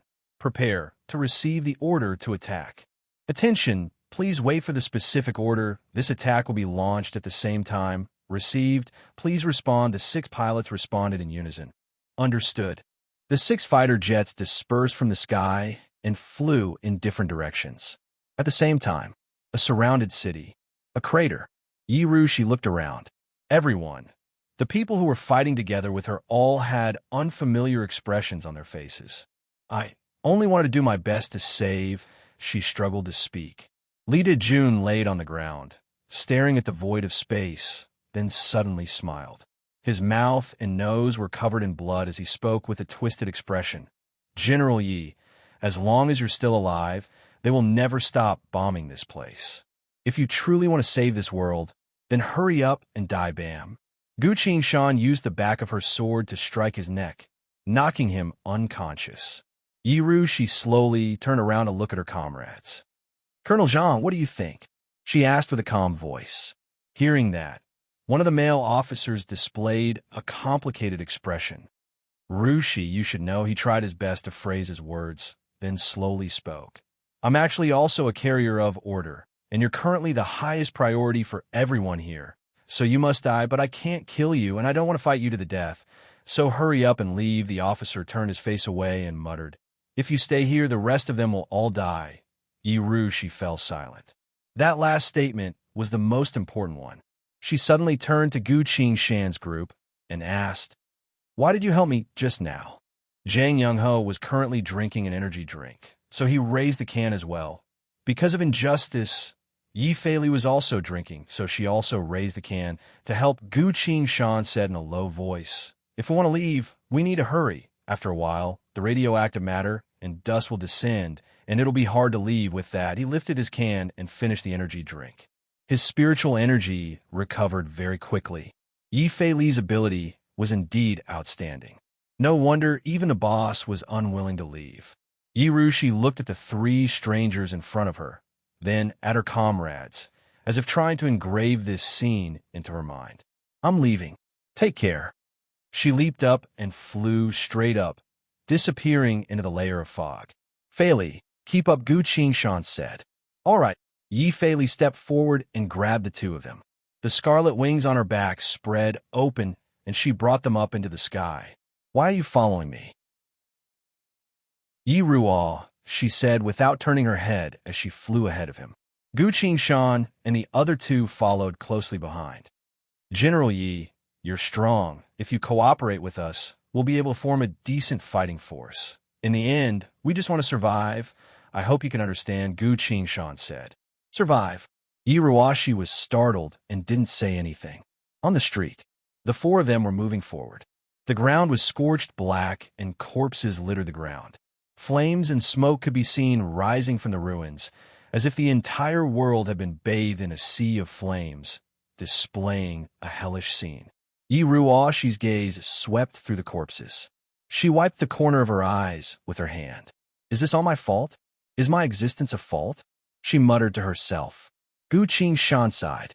To erase this unawakened deity of chaos, I didn't think that order would be willing to commit such a destructive act.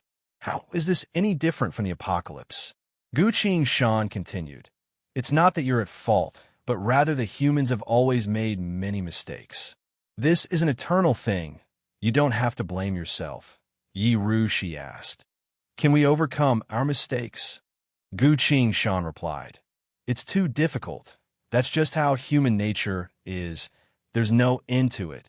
Yi Rushi dejectedly said, If we can't succeed from the very start, then what's the point of doing all this? Gu Qingshan replied, It doesn't matter if we succeed or not. Even if there are millions of people, we'll continue. Yi Rushi stayed silent for a bit, then suddenly chuckled sorrowfully. Who would have thought that the one who would walk with me in the end would be a stranger? She continued forward, but her steps weren't as quick as before. Gu Qingshan sensed the direction of the wind and said, This is the best chance for us to escape.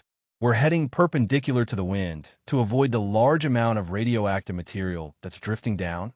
Yi Rushi stopped. The 4 of them changed directions and continued forward. Hey, Qingshan, I have a question I don't understand, Yi Fei said. Speak, Gu Qingshan replied. Inghao's shot clearly hit the nuclear warhead, so it shouldn't explode when it's damaged. That's how it's shown in movies. In the movies, those are all nuclear warheads in reserve, Zhang Youngho chimed in.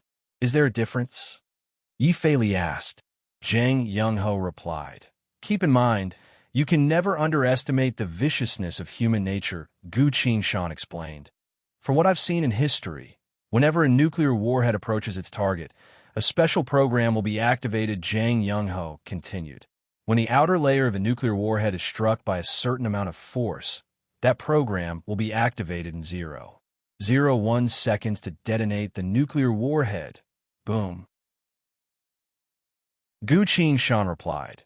This is what they call better to kill the wrong than to let go, also known as better to kill the entire city than to let a single person go, Zhang Youngho replied. Yi Fei seriously thought about it and couldn't help but shiver. Gu Qingshan suddenly stopped.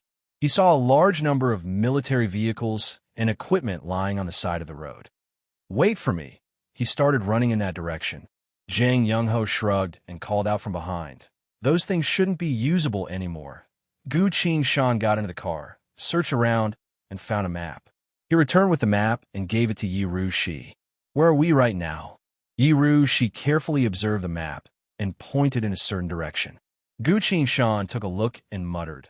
Although the city is surrounded by monsters, there's a large river not too far away from where we are. We can't cross the river.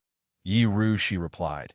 There are a lot of powerful water-type monsters hiding in the river. Is that so? Gu Qingshan replied.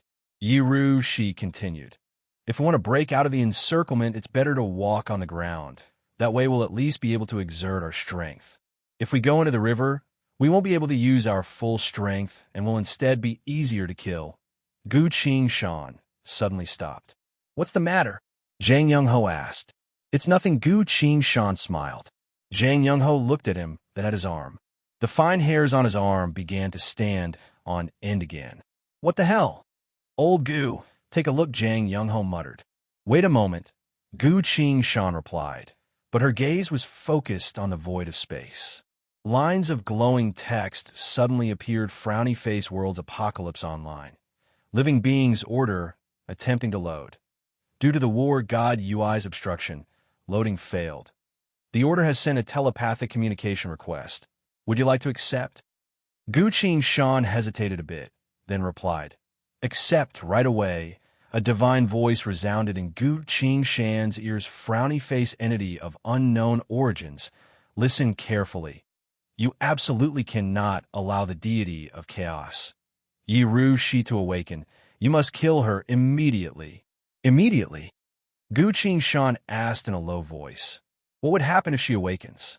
If you are the order of living beings, why did you kill over 10,000 mortal beings? I have no other choice.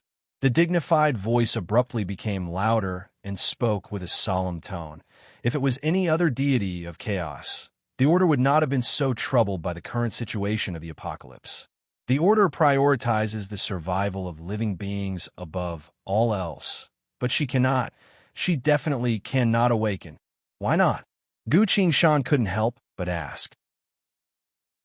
Because among all the seeds of chaos, she is the seed that decides everything. She is the deity of chaos that not even the reality gate can stop. To destroy the apocalypse, she will summon an entity that destroys all living beings in the world. Once all living beings are destroyed, the apocalypse will no longer exist, destroying everything. This is the meaning of her existence. You definitely cannot allow her to awaken. As Gu Qingshan was about to say something, Yi Fei grabbed her arm. Oh no! Yi Fei hurriedly said, that sound from before, the sound of nuclear bombs. There were a total of 6 of them. Calm. Miao Shu House. Chapter 1260. Outside the city. Southwest, northwest, southeast, northeast, north, and south. Each of the 6 directions had an aircraft circling around it. Fox Squadron reporting to HQ. We're in position. I repeat, we're in position. Over another voice resounded. I order you to immediately carry out the witch eradication plan. Attention, this is not a drill. The survival of humanity is in your hands. Immediately carry out the witch eradication plans. Roger, we've entered attack mode. Carry out the plan in 5 seconds. 5, 4, 3, 2, 1. Fire. May the gods be with us. May future generations forgive us for our actions. 6 tactical nuclear missiles left white streaks of light in the sky, flying towards the city from every direction. At the same time, in the city, the crater that Gu Qing-shan blasted open. Colonel Zhang. Thank you, Lita Jun said. He had been pulled up from the ground by the colonel and was currently cleaning the blood on his face. No need to thank me, Colonel Zhang said. If General Rushi was here, we would all have died. I'm only doing this for my own survival. The two of them looked at the civilians and soldiers around them. Lita Jun sighed and said, even the nuclear bombs couldn't kill her. I wonder what other methods the higher-ups of the Allied army will come up with to eliminate her, Colonel Zhang replied. That's not something we need to worry about. We only need to stay here and wait for reinforcements. When Lita Jun heard this, a trace of joy appeared on his face. That's right. Regardless of what happened, I managed to survive. At the same time, in the city, the 4 people walking on the street abruptly stopped. Yi Fei Li's expression changed. The city has been surrounded. 6 nuclear bombs are approaching. As soon as she said so, Gu Qing-shan immediately said in her mind, War God Ui, kick the order out. Understood. The voice of the order disappeared. At this point, there were no other carriers of order around, nor anyone else. Gu Qing-shan was confident that they wouldn't be able to track them for now. Wind was coming from afar. A faint sound of movement could be heard in the air. This kind of movement gradually increased, turning into the sound of a missile piercing through the air, becoming clearer and clearer. Zhang Young-ho raised his gun and put it down helplessly. That was 6 nuclear bombs. With his current restricted strength, it was impossible for him to hit them one by one. Even if they hit, it would be useless. The nuclear bombs were already very close to the city. Even if they were detonated at a distance, they would turn into an unstoppable force that would directly destroy the entire city. No one would be able to escape from such power. Zhang Young-ho's eyes scanned the surrounding buildings and suddenly lit up. Quick, there's a library over there, he shouted. Everyone looked in the direction he was pointing. A tall and majestic building stood not far away. Its door slanted open. Library. Compared to ordinary buildings, libraries had higher load-bearing and earthquake resistance levels. This was because, firstly, they had to carry a large number of books and precious ancient books, and secondly, they had to accommodate thousands of people to read at the same time. Therefore, their reinforced concrete structure was more solid, and their level of defense was higher. Gu Qing-shan immediately said, Let's go. Let's hope there's a basement. The 4 of them flew at top speed. As they rushed through the door of the library, the outside world abruptly changed. The shroud of night disappeared. The entire world was shrouded in white. Intense light enveloped everything, including every nook and cranny of the entire city. Gu Qing-shan and Zhang Young-ho closed the door together. The light was cut off. Hurry, hurry, hurry. Yi Fei Li urged them. Yi Rushi had already rushed inside, looking around for a suitable place to hide. I remember now, this library doesn't have a basement. Yi Rushi loudly called out. At the very next moment, the roof of the entire library was blown off. 6 tactical nuclear missiles detonated at the same time, creating an unparalleled shockwave. From a bird's-eye view, one would notice that the entire city was being erased from the map. Although the library was sturdy, against such power, it could only be destroyed. Who would have thought? I'd still have to die in this city. Yi Rushi chuckled sorrowfully. Intense light descended from above, followed by intense heat. The temperature had reached an unbelievable 100 million degrees Celsius, instantly vaporizing all liquids. All living beings were completely vaporized. The air in the sky was ionized, unleashing boundless electromagnetic pulses that looked like drifting blue light across the sky. The 6 nuclear missiles struck the city, erasing all hope of survival for all living beings. Even the soldiers and civilians hiding in the craters had been completely vaporized by the intense heat, leaving nothing behind. Destruction, destruction, destruction. The resounding explosions drowned out all other noises as the nuclear clouds rapidly spread. The world fell into complete chaos. Time slowly passed. Finally, everything slowly calmed down. This was only a temporary illusion. The dark clouds that rose high above the sky would slowly descend, cover the ground, and turn this place into a dead zone. Not even the ruins remained, including the library that Gu Qingshan's group was in. There were no longer any buildings left in the city. The ground was dry and barren for hundreds of miles. There were no living beings. Dong, dong, dong. The twin-headed, four-armed demon ape, as well as a few other powerful apocalyptic monsters, entered the scene. They were quickly running across the scorching ground, searching for their target. In this situation, the seed of chaos would not have survived the demon ape deduced. Behind it, a group of wolves with a dark glow on their bodies approached.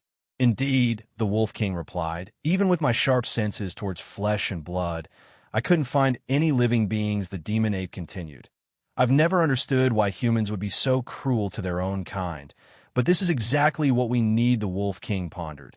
The humans carrying the order must also be concerned about the results of this battle, but they wouldn't be able to infiltrate this place like we did, so it would most likely take a lot more time, which is why this is our chance to start a new round of destruction, the demon ape said. It turned around and led its subordinates out of the city. The other apocalyptic monsters were still searching, but they knew without a doubt that the search would soon end. There were no longer any humans here. This was the best time. While humanity's attention was still focused on this flattened city, the apocalyptic monsters would head to the other inhabited cities and ambush them, continuing their destruction and apocalypse. Contradictory life forms like humanity that have been eliminated by the laws of nature should be completely wiped out. After the twin-headed four-armed demon ape left, not too long later, the Wolf King also left with its subordinates. More and more apocalyptic monsters were leaving the city. They called for their friends and headed towards other nearby cities. At the edge of the city, inside the river, although it was quite far from the center of the city, the flow and direction of this several thousand-meter-wide river had been changed by the nuclear explosion. The river slowly calmed down. The aquatic monsters that had sealed off the river were also riding the river's flow towards another city. Inside the river, the corpses of countless ordinary aquatic creatures were floating on the surface, moving with them and helping them to cover their tracks. The river was silent. Only the muddy mud at the bottom of the river could be heard a bit of movement. A several hundred-meter-long giant snake was hiding under the mud, completely motionless. It was an apocalyptic monster. It was the Snake King. Chapter 1261. Let's rewind time a bit. The moment the roof of the library was lifted, "Don't move!" Gu Qingshan sent her voice to the other three. His figure changed and suddenly turned into a giant snake. He opened his mouth and sucked the three people into his mouth. This snake was several hundred meters long and instantly slithered out of the library from the roof. In the sky, the sight of the 6 nuclear bombs exploding at the same time was reflected in the giant snake's vertical pupils. They were like 6 stars that gave off intense light. The white light in the sky spread in every direction, turning the entire world white. As far as their eyes could see, they could only see white. The shockwave was about to arrive. In the blink of an eye, the shockwave created by the simultaneous detonation of the 6 nuclear bombs would arrive and destroy everything on the ground. Although the giant snake wasn't afraid of the nuclear bombs, the shockwave was too powerful and would greatly hinder its movements. Hiss! In the blink of an eye, the giant snake released its inner sight and abruptly leapt forward. As the white light in the sky spread out, it also vanished. Divine skill, ground shrink. Using this divine skill with its current size, it was able to traverse a long distance and reach the banks of the river. On the river, many apocalyptic monsters had closed their eyes. Although the light couldn't kill them, it still deprived them of their vision. Taking advantage of the spreading light, the river abruptly parted to reveal a sloping path of mud. The giant snake slithered downwards. The river closed up behind it. While this seemed like a long process, it only took a split second. At the very next moment, The intense light slowly faded away. The world became visible again. The shockwave from the 6 nuclear bombs began to sweep through the entire city. The monsters opened their eyes and silently watched as the city was destroyed. Everything was over. The monsters searched for the seed of chaos on the destroyed city. Then, they marched towards the other cities. Everything was destroyed. Only the giant snake remained hidden in the mud at the bottom of the river, silently lying dormant. It was only after all the monsters in the water had gone downstream that the giant snake slowly moved. It was moving in the opposite direction. It began to swim upstream in search of another city. According to Yi, that was a city that had already been destroyed by the apocalypse. The giant snake quickly slithered through the river. The river water parted to form a path for it to ensure that its path was unimpeded. Now, the apocalyptic monsters had retreated. Order had been kicked away by Gu Qingshan, so there was no way to know if Yi was dead or alive. Due to nuclear radiation and electromagnetic pulses, humans would not be able to know the final result in a short period of time. Therefore, this was the best time to escape from the scene. An hour later, the 4 of them stood under the shade of a tree on the shore and rested for a while. If I'm killed in such a backward world, I won't be able to rest in peace. Jang Young-ho lit a cigarette and tossed one to Gu Qingshan. Forget about the cigarette, give me a bottle of wine. Gu Qingshan took a puff, shook her head, and threw the cigarette away. Jang Young-ho took out a bottle of liquor and handed it over. Gu Qingshan opened the lid and gulped it down. It was really dangerous just now. Even more dangerous than facing 200 million demonized people. In the face of 6 nuclear bombs, a Foundation establishment cultivator would be reduced to ashes. If they died here, let alone Jang Young-ho, even Gu Qingshan herself would be unwilling to accept it. Wait a minute. What do you mean by that? Are you not people of this world? Yi, she sharply asked. Jang Young-ho shrugged. Gu Qingshan admitted. That's right, we're the same kind of people as you. Yi, she froze. The same kind, she repeated. Yes, Gu Qingshan recalled what the colonel said back in the crater. Those people were so afraid of Yi. Yi also seemed to have thought of something as her expression became tense, but also a bit expectant. Please be more specific. Don't try to lie to me, she said. Gu Qingshan replied. You must have done something in the past for your comrades to be so wary of you. Yi, she appeared nostalgic as her emotions slowly sank. Gu Qingshan took a step forward and stared straight into her eyes. You wouldn't ever forget that, would you? That's right. I wouldn't be able to forget. Yi, she couldn't avoid looking straight into Gu Qingshan's eyes. Gu Qingshan looked straight at her and muttered, They're wary of you because of that. But please believe me, we won't treat you as an outsider. World technique. Time recollection. Instantly, the entire world faded away from Gu Qingshan's vision. He found himself standing in a blank space. Countless lines manifested out of thin air to form another world. The city, the streets, the school. The sun was setting. Under the light of the setting sun, a long-haired girl was walking home from school with a backpack on her back. Yi, she in her teenage years. Gu Qingshan stood next to her and silently observed her. It was impossible to discern the authenticity of the Order's words, so Gu Qingshan decided to take a look for herself. She's too mysterious. Gu Qingshan couldn't imagine that chaos would place so much importance on an unawakened deity. In comparison, the Soul Shrieker spent countless years to help the era of chaos descend, yet it didn't receive this much attention. What exactly did Yi do? Gu Qingshan stood behind the girl and followed her forward. The girl took out her phone, thought briefly, then mustered her courage and dialed a number. Hello, Mom. I won't be coming back for dinner tonight. Tutoring, yes. I'll be back after it's over, don't worry. All right, I'm hanging up. The girl hung up with a joyful expression on her face. She sped up and headed towards a certain direction. A few moments later, the girl arrived near a movie theater. Hey, over here. A voice called out from afar. Gu Qingshan and the girl both turned to look, only to see several female students standing at the entrance of the theater, waving at the young girl Yi. Come quickly, Rushi. The movie is about to start, another girl called out. Yurushi smiled. Just as she was about to walk towards her friends, something unprecedented happened. The ground trembled intensely.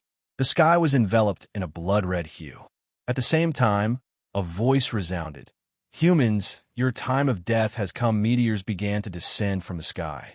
These meteors were so densely packed that they couldn't be counted at all. Boom! A meteor crashed into the square in front of the movie theater. Intense flames rose. A giant crocodile crawled out from the crater, staring at the crowd with a pair of cold eyes. It lightly tilted its head and casually bit down. 7 to 8 people were caught in its jaws. Its ferocious teeth opened and closed, causing blood to splatter everywhere. The crowd fell into chaos.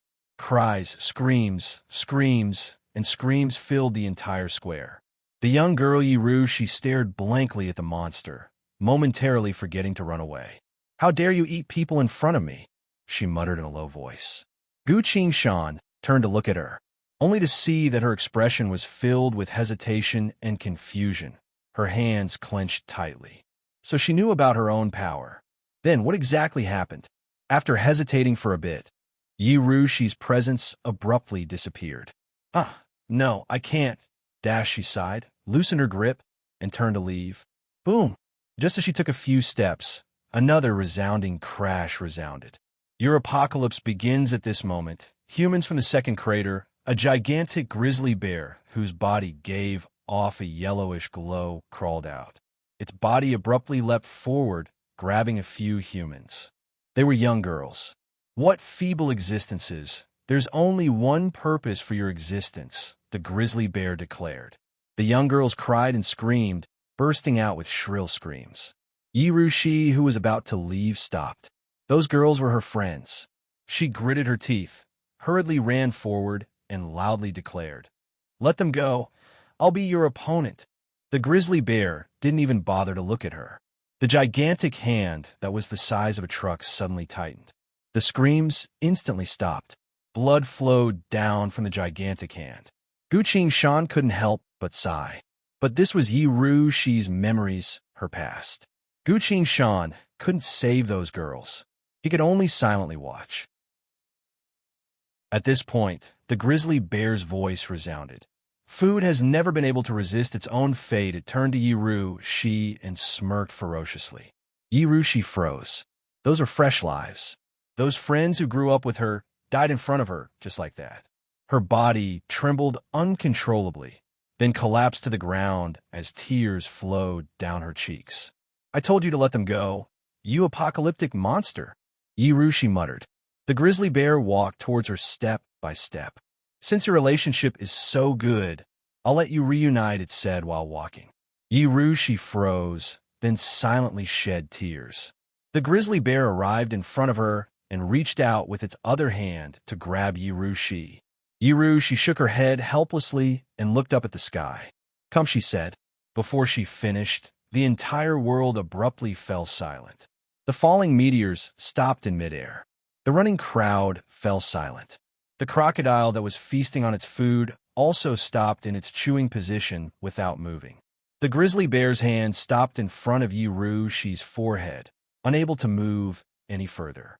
1 second, 2 seconds, 3 seconds. A thunderous voice resounded from deep within the sky. "The apocalyptic era has yet to end, and now is not the time for me to awaken. Who exactly is calling me?" Yurushi replied, "Me." The sky became silent for a moment. "So, it was," the voice sounded a bit hesitant. "Help me kill these monsters, but please don't harm anyone else, can you? I beg you," Yurushi begged. There was no reply from the sky. But immediately after that, a finger forged entirely from bronze descended from deep within the clouds.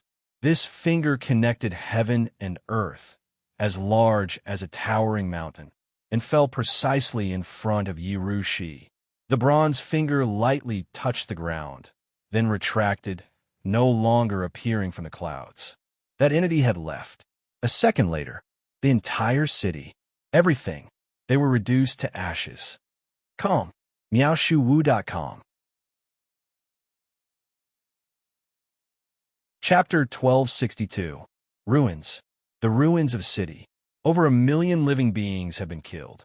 Within the boundless ruins, only the young girl remained kneeling blankly on the ground. The descending meteors were all avoiding this dead city as if they were running for their lives.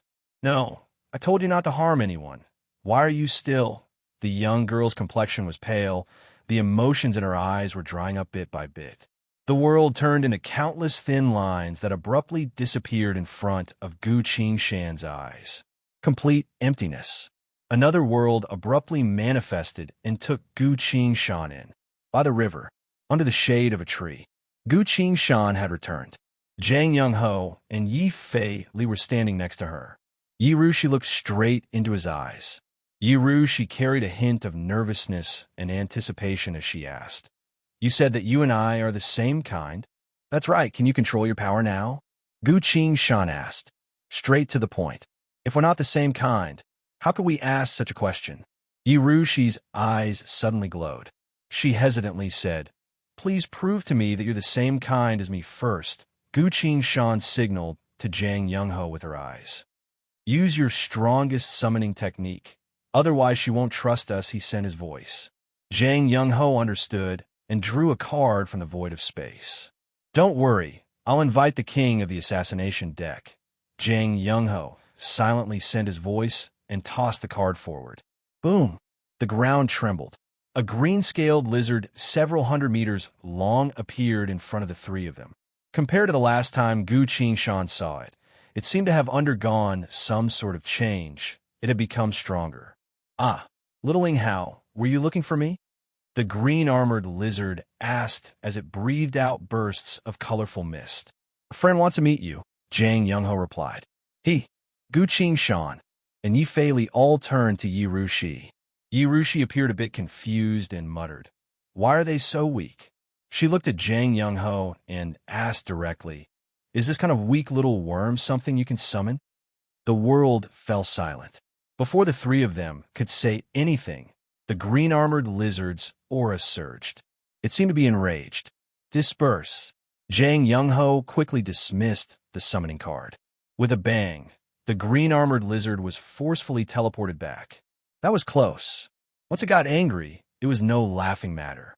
Zhang Yongho wiped the sweat off his forehead and was about to say something when Gu Qingshan spoke first. As you can see, Gu Qingshan calmly replied, "Our control over our power is extremely precise, to the point where it could be considered fine. This is the weakest thing we can summon. Indeed, it's obvious. This is the weakest thing I can summon." Zhang Yongho immediately changed his tone and said, "We don't casually use particularly powerful powers. You see, my summoning has been restrained to its very limit.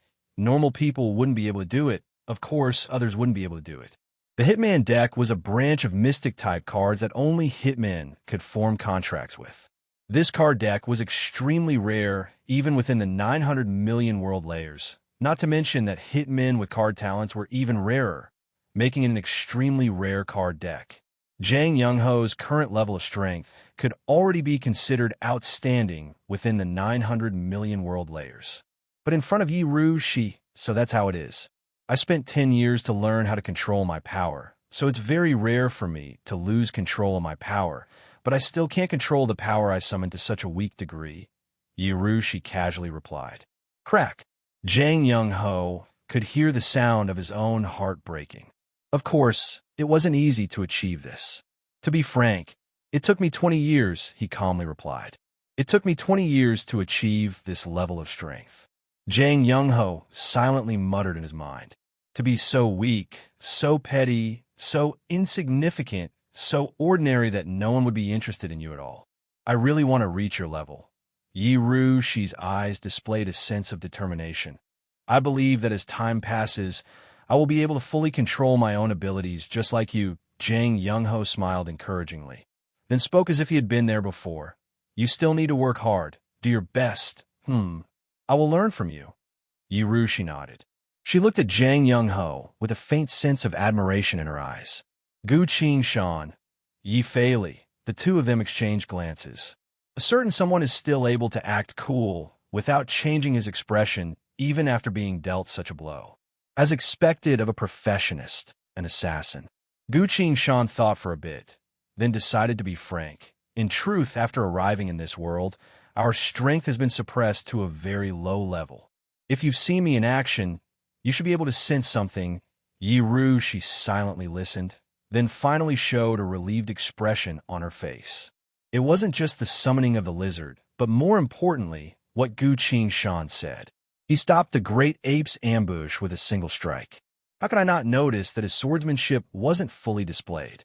Just from the moment he wielded his sword, I could already feel a chill running down my spine. It was as if the life and death of all living beings depended on his sword, determined by his will. And also, he was able to turn into an apocalyptic monster, survive the attack of 6 nuclear bombs without anyone noticing. Who in this world could possibly achieve such a feat? This has already surpassed all of my experience and imagination over the past 27 years of my life. She silently nodded, a bit more convinced. All right, back to business, Gu Shan solemnly said. Right now, we need to think of a way to leave this world. Otherwise, as soon as the carriers of order and apocalyptic monsters discover you again, the situation from before will repeat itself. She froze. The situation from before, no matter how hard I try to blend in, to perform, to contribute to this world, they would rather sacrifice millions of living beings to kill me. She took a deep breath. She turned to the 3 people in front of her. But it's different now. Now I have my own kind. How are we going to leave? She softly asked. Gu Shan calmed down a bit and replied, I don't know either. I don't know much about your world. Right now, we need more information, perhaps some resources and equipment. Resources and equipment? She doubtfully asked. Zhang Young-ho chimed in. That's right. Aside from his supernatural abilities, he's also a scientist, a science that far surpasses your world's. He can help us leave safely. She curiously asked. Scientist? How unexpected. What about you? Me? I'm a hitman, an assassin, and I have a guild of hunters, Zhang Young-ho replied. You're very impressive. She sighed emotionally. She then turned to Yi Fei. Yi Fei shrugged. I'm the world's #1 gamer. A gamer? That's right. What kind of games do you usually play? Role-playing? RTS? Or regular casual puzzle games? Yi Fei excitedly asked. I don't play games. The 2 of them went silent. They couldn't continue this conversation any longer. All right, Gu Shan chimed in. While no one has discovered us, let's take a look around this city and hopefully find something useful. While we're at it, I also want to understand your world's history and societal changes, the direction of scientific research, the specific achievements of space technology, as well as the current distribution and utilization of resources. The 4 of them turned to the ruins of the city. What do you intend to do? Zhang Young-ho asked. The universe is vast, and there's no such thing as a nuclear warhead, so this will be our home turf, Gu Shan replied. Zhang Young-ho and Yi Fei both nodded. When it came to technology, Gu Shan couldn't refuse. What she had come into contact with today were things that she had never even thought about. So she cheerfully said, although this city has lost all living beings, I know a few research facilities that probably haven't been completely destroyed. Let's not waste any more time. Something unexpected might happen soon. Let's go, Gu Shan said. Let's go, she replied. It was still this world, at another location, a secluded area of a coastal city. Under the shroud of night, 2 figures abruptly appeared. The burning chains on the raging flame, traveler's body, illuminated their surroundings. The soul shrieker stood in the darkness for a while, staring at the chaos notifications. Seems like we'll have to find another deity of chaos. In this world, the soul shrieker's female voice said. Our opponents arrived an hour earlier. They spent less time in the bar than we did, the raging flame traveler replied. That's why we need to hurry up. Perhaps we'll be able to kill them right here. The soul shrieker's killing intent that felt almost solid manifested. The raging flame traveler went silent for a bit, then said, That's a good idea. Although our strength has been suppressed, our supernatural powers have all been unsealed indeed. With your great power from the age of immemorial, as well as my divine power, Killing a few mortals who are similarly suppressed would be no problem, the Soul Shrieker smirked. Let the apotheotic combat path end here. M.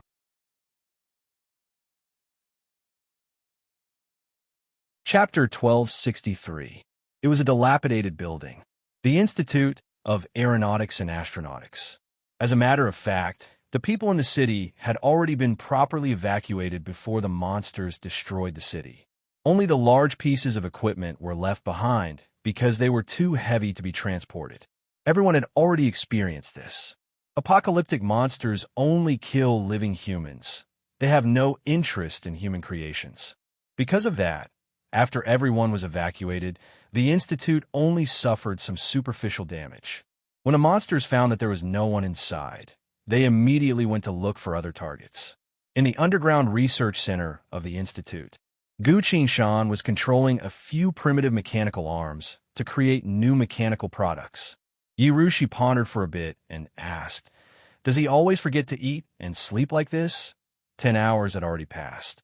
Ever since Gu Qingshan came here, he had been busy with work and didn't pay attention to anyone else. Zhang Young-ho explained, "Because your technology is too outdated, he has a lot of work to do. I'm guessing that he'll only be able to relax a bit after the basic technological facilities are completed." Yi Fei-li rubbed her stomach and said, "I'm hungry," Zhang Young-ho asked. "Don't you have instant noodles?" Yi Fei-li replied, "Eating that all the time isn't a good idea. How about we go out and find some ingredients?" That's fine, Zhang Young-ho agreed. The two of them turned to Yi Rushi. "I'll wait here. By the way, I don't know how to cook," Yi Rushi said. "Don't worry, we're not counting on you," the two of them replied at the same time. "That's good." Yi Rushi sighed in relief. Zhang Young-ho and Yi Fei-li then left. Half an hour later, the two of them returned with a large amount of ingredients. They put everything on the large conference table. "I'm hungry," Zhang Young-ho said. "Me too, but you can't really count on a man-killer fiend to really know how to cook," Yi Fei-li said. "And you definitely can't count on a hitman," Zhang Young-ho added. After that, the two of them stole glances at Gu Qingshan. These words were obviously meant for him to hear. Gu Qingshan didn't even turn around as she said something to the void of space. From the void of space behind him, an autumn water-like longsword flew out and landed in front of the conference table, turning into a cold and elegant woman. Yi Rushi looked at the woman and muttered, "How beautiful!" The palace maid pulled up her long hair and rolled up her sleeves. Then she said to the three people, "Young master is at the most crucial moment of his cooking. He can't get away, so I'll be the one to cook this meal." What is he doing? Create a mechanical arm. Using a mechanical arm to create a mechanical arm?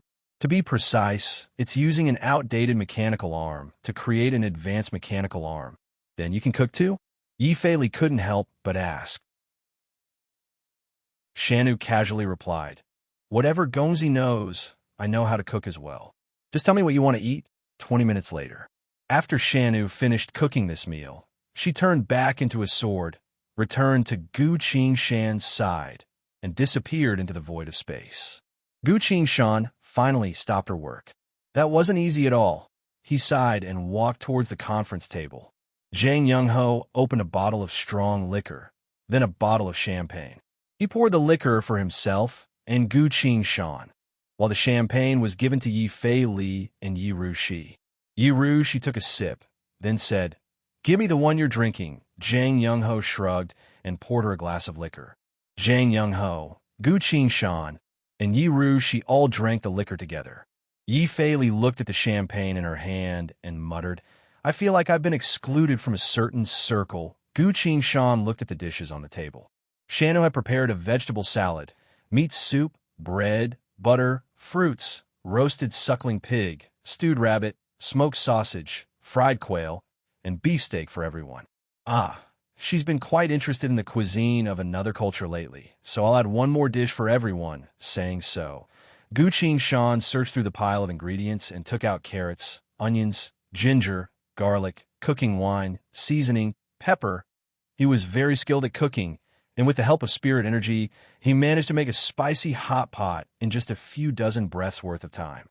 The hot pot was set up in the middle of the table, the fire was lit, and the aroma filled the air. Various dishes were placed all around. Gu Qingshan cut a few fruits and arranged them on a plate. Then she took some foie gras, made an ancient smoked foie gras, and arranged them on a plate. This is my personal taste.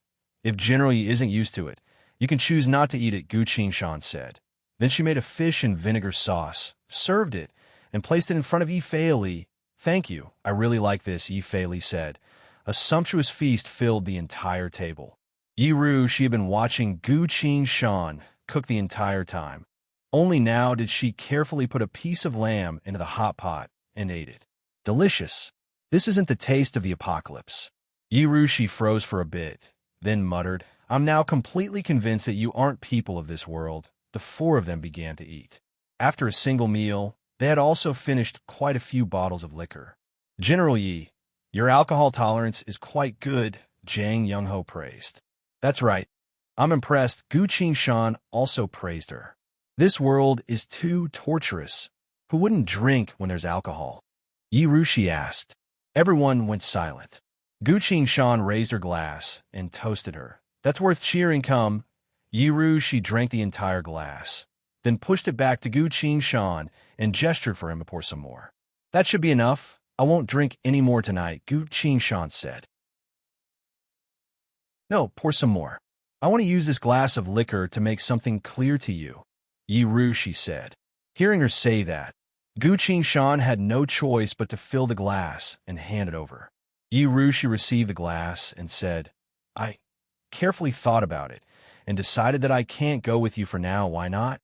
Gu Qingshan calmly asked. Because I can't let go of this world. In truth, I have a lot of friends who live in this world. I can't bear to part with them, and I can't bear for them to face the apocalypse, so I can't abandon them, Yi Ru, she replied. If it weren't for that, you would have been willing to come with us to see the wider world, to meet more interesting people and events, right? Gu Qingshan asked. Yi Ru, she slowly nodded, her gaze filled with yearning. Gu Qingshan silently smiled. He appeared to be a bit happy. What do you think? He asked. Zhang Youngho commented. Not bad. Yi Feili also commented. Not bad. Gu Qingshan looked at the confused Yi Ru, she cleared her throat and said, Listen to me. If you were willing to abandon everything without hesitation and come with us, I would have considered this as a mission to be completed, but when I saw you, you were helping the civilians settle down. Later, you got angry at me because of the potholes. You left silently after being betrayed by those people. Even when you were bombed by nuclear bombs, I only saw sadness in you. I didn't see any intention of revenge. Gu Qingshan leaned forward and whispered, General Yi, more and more people are turning into wraiths within the apocalypse, but fewer and fewer people are living like humans within the darkness. I think you can be considered one of them, which is why I'm now officially requesting you to become our partner. Partner? Yi Ru, she asked. That's right, partner. We have a lot of benefits, knowledge, authority. I guarantee that you won't regret joining us, Gu Qingshan replied. But as I said earlier, I want to protect this world, Yi Ru, she said. Gu Qingshan cut her off. Your world, I'll save it for you. Once everything is over, are you willing to join us and leave with us? Yi Ru, she looked at him and spoke hesitantly. The apocalypse has existed for so many years, but it has never. It's only a low-level apocalypse, Gu Qingshan calmly replied. Yi Ru, she stayed silent for a bit, then nodded. Gu Qingshan raised his glass. Yi Ru, she brought her glass closer. The glasses clashed. The two of them drank it all at once. Is it settled? Gu Qingshan asked. It's settled, Yi Ru, she replied. Gu Qingshan tilted his head and looked at the void of space. Chaos, do you see it? This isn't because I want to save the world. It's because your deity wants me to, otherwise she wouldn't leave, he said in his mind. From the void of space, a line of gray text appeared with difficulty. Frowny face, special request. Challenger of apotheotic combat, named Gu Qingshan. Please save this world right away, and make sure to bring Yi Ru Shi back. Reading through it, Gu Qingshan slowly smiled. I remember there was some sort of notification before, telling me not to save the world. Who was it? He teased. All the gray text in the void of space disappeared. No answer. Calm. WondrousBookstore.com Chapter 1264. The Harbor. The soul shrieker and raging flame traveler stood in the darkness. How is it? Can you sense them? The raging flame traveler asked. The soul shrieker opened its eyes and replied. On the other side of the ocean, a chaotic power once appeared.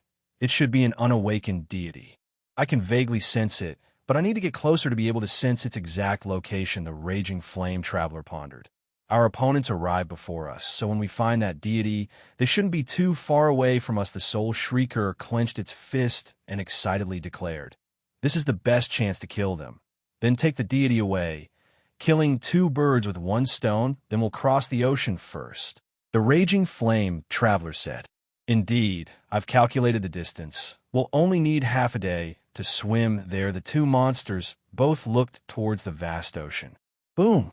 A fish the size of a cruise liner leapt out of the water, blocking the moon and clouds in the sky. It was struggling, trying to escape. However, a bloody maw even larger than the fish itself leapt into the sky, bit the fish, and forcefully dragged it back into the ocean, only to see the raging waves on the surface of the ocean, as well as the boiling blood. The battle between the two sea monsters kicked up a 3-meter-tall tidal wave that crashed onto the beach. Boom, bam. The soul shrieker and raging flame traveler were both drenched. They stood on the beach, dripping wet, motionless for a moment. Damn it, who would have thought the ocean would also mutate? Our powers have been sealed. If we try to swim there, we might 2 days later. On the other side of the ocean. This is the best chance for them to kill us. And also the best chance for us to kill them, Gu Shan said. He was currently in an underground tunnel, carefully dealing with a few broken wires. Yi Fei pushed the collapsed rocks away and asked, when will they arrive? Hard to say. It'll be a matter of who finds who first. Is there a difference? If they find us, they'll have the advantage and can ambush us. If we find them first, we'll be able to easily plan an assassination and eliminate them. Gu Shan carefully connected the two wires together and said slowly. Yi Fei pondered for a bit, muttering to herself, as a man-killer fiend, I've never killed a divinity before. I really want to know how much evolution I can gain from killing 1-inch Jang Young-ho's voice came from the walkie-talkie. The circuit on my side has been settled. Roger that. Gu Shan switched to another metal pipe, put the circuit inside, and closed it. The two of them returned to the storage hall. If I pull the switch, the electricity and network will be activated at the same time. All human surveillance systems will notice the commotion here. Are you sure? Yi Rushi asked. Gu Shan replied. Yi Rushi pulled the switch. One by one, the floodlights lit up. A series of self-test prompts appeared on the screen of the large computer. Gu Shan stood in front of the computer and quickly typed on the keyboard. Following his actions, one command after another was sent out, connecting to all of humanity's communication, calculation, and interaction networks. The tapping of the keyboard became louder and louder. At some point, Gu Shan stopped. All right, they won't be able to notice us now. I'll need to take control of all the satellites, he muttered. But this is too tiring, and humanity's stamina is still a bit lacking. Then, the tapping of the keyboard came again. Zhang Youngho observed for a bit and asked, AI? Yeah, just a few basic AI constructs will save me a lot of work, Gu Shan replied. Zhang Youngho thought for a bit, then asked, I've always had a question when Impartial Goddess awakened. What did you do? Gu Shan smiled and replied, I only gave her a slight push on her path of advancement.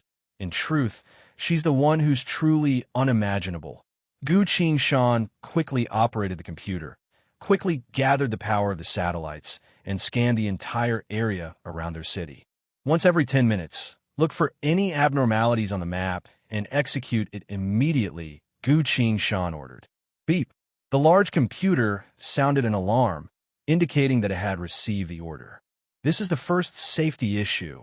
After that, we'll need to see what else the human allied army is hiding besides the nuclear bombs. Gu Shan opened a screen and typed in lines of text.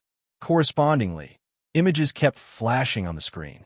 Weapon storage warehouses, R&D centers, airports, military bases, anti-air radars, as well as a meeting room, were being displayed one after another. Gu Qing pressed a button. The image stopped. The human higher-ups were holding a meeting. 6 nuclear bombs. No one would be able to escape from such an explosion. I think we should focus our efforts on. A human higher-up was speaking. Gu Qing pressed another button. The image continued to flash. It wasn't until a few moments later that Gu Qing suddenly pressed another button. The image stopped again. Inside a 30-meter deep metal building, a large number of people were conducting various experiments in front of a gigantic machine. Is this a mech from your world? Zhang Youngho asked Yi Rushi with interest. Yi Rushi looked at the gigantic machine on the screen, then at Gu Qing, then couldn't help but say, "My rank isn't high enough. I've never heard of such a thing." Gu Qing looked at the gigantic machine and replied, "There are no issues with the mechanical structure, but it's still too primitive, and such a huge thing shouldn't have been made right from the start." He thought for a bit, then began to type on the UI. "It's not time to make a mech yet. I need to make something else first." A mechanical arm appeared on his screen. It was the same mechanical arm that he made yesterday. All materials have been prepared. Inputting manufacturing formula. Begin manufacturing. The mechanical arm began to move. It was moving very quickly, using various electronic components and materials to quickly assemble something. "What are you making?" Yi Feili asked. "A basic warp device," Gu Qing replied. Very quickly, a warp device was completed. "I've made quite a few of them. Some are on satellites. Some are being sent through airplanes and other equipment to various remote locations of the continent," Gu Qing explained. "What's a warp device?" Yi Rushi asked. "A technological warp device," Yi Feili replied. Beep. The large computer sounded an alarm as a certain scene appeared on the screen. The Soul Shrieker and Raging Flame Traveler had appeared outside the city. Next to them was a large truck. The driver of the truck had already been killed by them, his body casually strewn on the ground. From how worn out the two monsters looked, they seemed to have gone through a lot. "It's time for the decisive battle." Zhang Youngho took out his sniper rifle and began to load it. "There's no time to make any plans. From the looks of it, they'll be able to find this place very soon." A faint red glow appeared around Yi Feili's body. "They've come too early. I still haven't dealt with the apocalyptic monsters. They can just come later," Gu Qing scowled. He started typing quickly on the computer screen. Orders were issued one after another. Very quickly, the satellite in the sky above the city opened its hatch and began its descent. As soon as the purely mechanical device began to descend, the Soul Shrieker and Raging Flame Traveler both sensed it. A human artifact? The Raging Flame Traveler looked up and narrowed his eyes to observe the parachute in the sky. "I don't know, but this is an extremely backward technological world. Their methods can't harm us." The Soul Shrieker also looked up and replied. The parachute slowly descended, giving off a mechanical voice as it descended. "Welcome to the ruined city. I am the technical support director of the Chaos faction.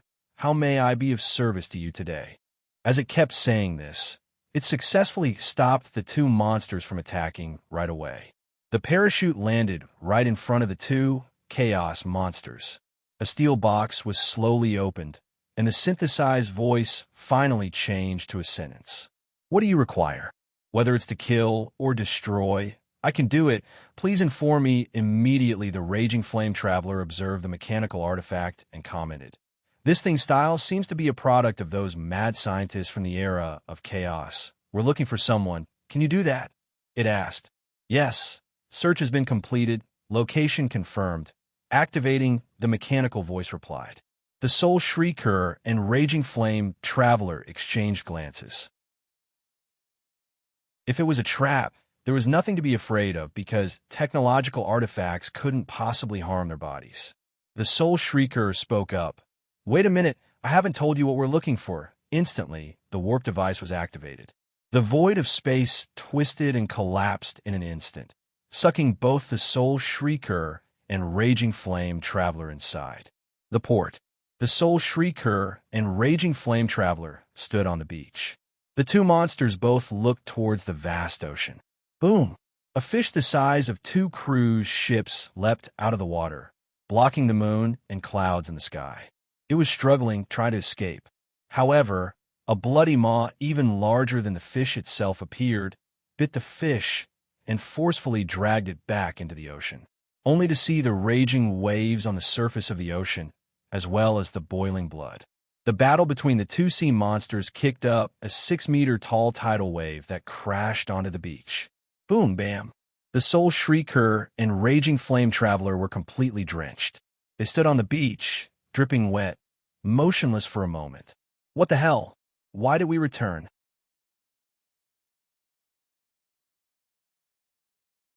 Chapter 1265. The first experiment has officially begun. Fairly, get ready. 3.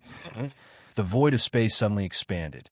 A black monster with 4 flaming hooves appeared in front of them. Before it could react, the crimson glow of blood had already circled around it and sliced it. The glow of blood retracted.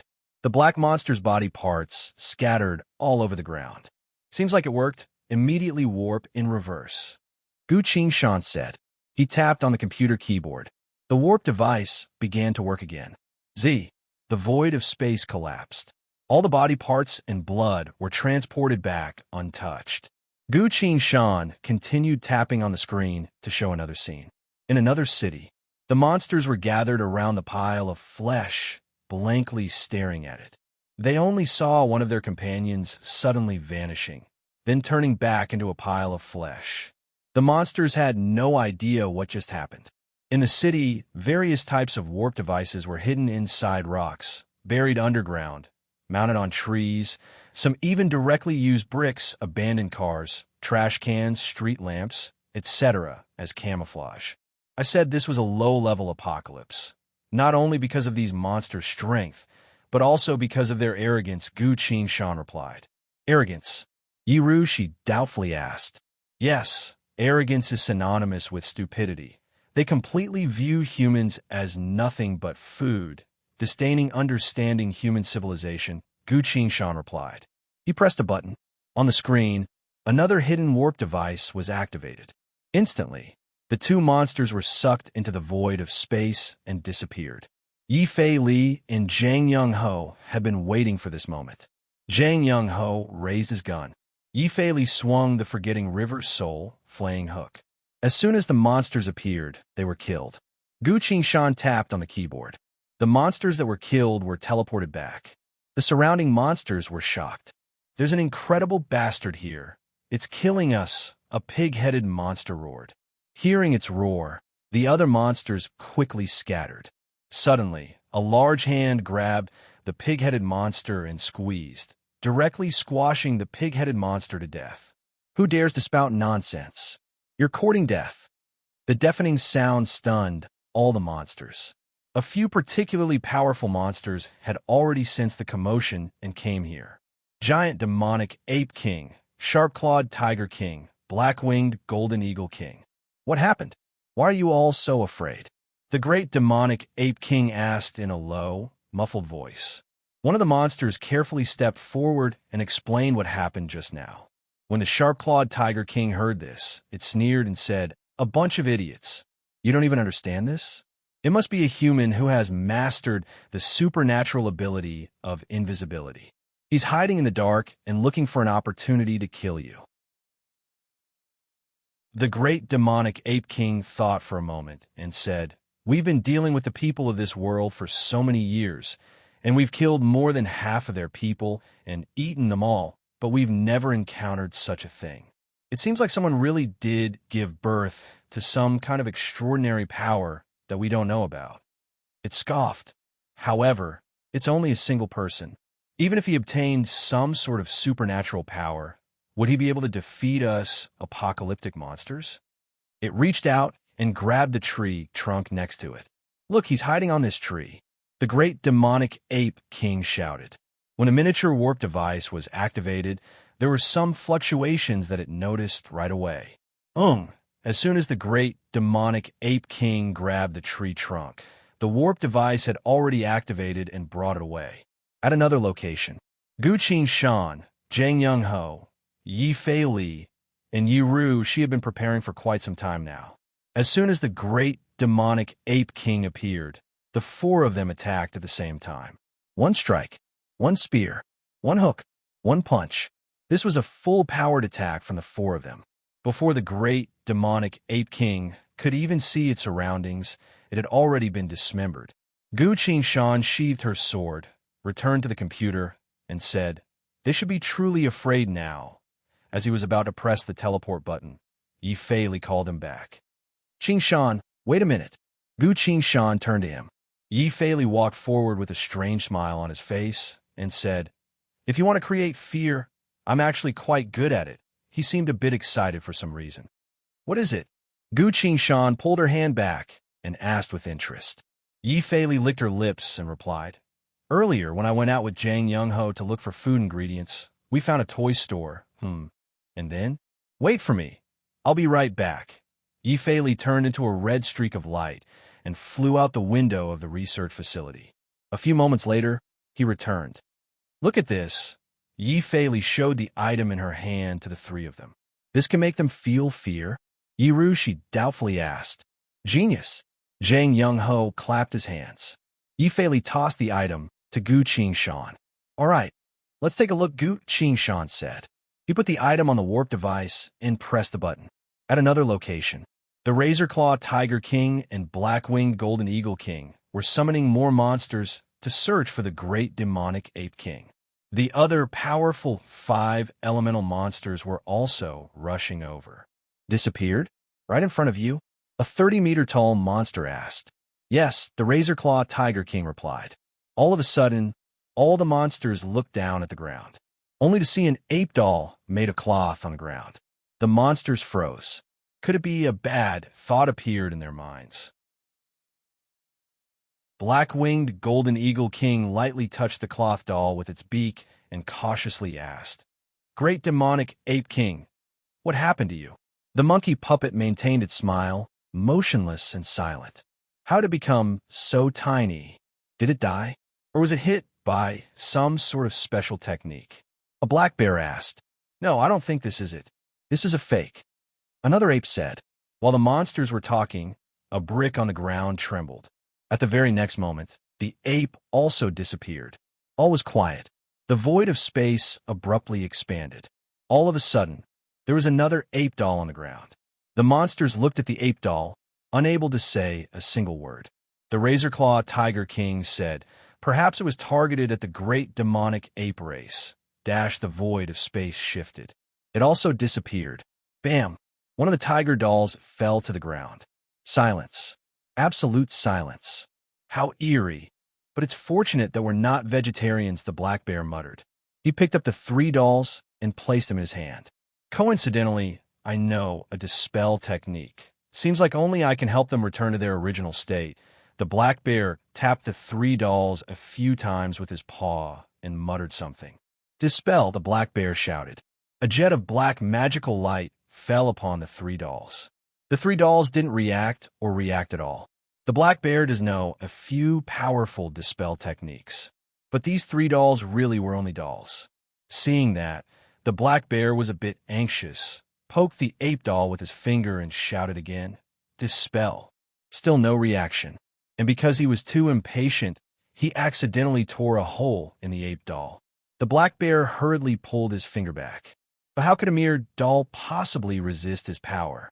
With a light flick of his finger, the ape doll was ripped to shreds. The black bear froze. All the monsters froze. The 30-meter-tall monster abruptly spoke. "You killed it. You killed the great demonic Ape King." "No," the black bear hurriedly refuted. "I didn't kill it." He crouched down and unleashed the most advanced healing technique from his memory on the doll. "Great demonic Ape King, wake up." The black bear was soaked in cold sweat and begged with a pleading tone. The doll didn't move. It was only ripped to shreds, so of course it wouldn't move. The 30-meter-tall monster didn't give up. Everyone saw it with their own eyes. It was just a flick of your finger that killed the great demonic Ape King. While it spoke, the familiar fluctuation appeared again. Sha! The black bear also disappeared. 1 breath, 2 breaths, 3 breaths. Bam! One of the black bear dolls fell to the ground, lying next to the tiger dolls and the ape dolls. The world became silent again. The 30-meter-tall monster shouted, Fuck, that's too scary. I need to get out of here. It ran away with large strides. The monsters looked at the 3 dolls on the ground. These are 3 kings we're talking about. Oh my god, why am I still here? Run. Ah, finally, one of the monsters screamed. Instantly, all the monsters scattered. They all left this area and fled in every direction.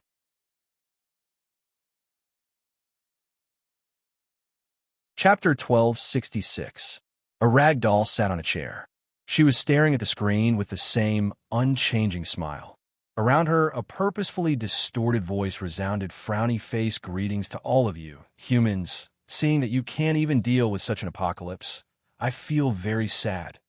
Let me tell you a secret. You are actually the apocalypse of those monsters. They will all be slaughtered in front of you. Next, you will be watching the idiots counterattack. I hope that you will quickly grasp it because, in 5 minutes, humanity's counterattack against the apocalypse will begin. The Human Allied Army HQ. The various continents' governments and armies' territories. All the display screens automatically opened, showing everyone the scene that had just happened. Following that, a person with a mosaic on his face appeared on the screen. Do you see that right next to these killer weapons? Monsters will constantly appear. You must prepare yourselves and kill the monster as soon as it appears. The cleanup can be left to the machines. They will move the corpses and bring the next monster. You must constantly rotate your people to kill the monsters until I think you can. Then, you will have 5 minutes to prepare. In 5 minutes, I will bring you the weakest monster. Once you've grasped the trick, I will bring more powerful monsters for you to kill. I will now announce the locations of the killer weapons: Human Allied Army HQ, General's Training Field, Eastern Continent's 5th Army's Camp, Monster Corpse Disposal, 7th Army's Camp, Training Field. 5 minutes later, every single location. The most powerful humans held their breaths as they waited. The apocalypse monsters were so powerful, firstly because they weren't afraid of firearms, and secondly because there were so many of them that they couldn't kill them all. If only one monster appeared at a time, why couldn't they win? On the training field of the Human Allied Army HQ, the generals silently waited. Hiss! A small noise came from the void of space. A frost one-horned demon, cow, suddenly appeared. The generals acted at the same time. The devil bull didn't even have time to see anything before it was instantly killed. A second later, its corpse was teleported away. 5 breaths later, another monster appeared. Its fate was still death. The same thing happened at many other bases of the Human Allied Army. Yifei Li put down the microphone.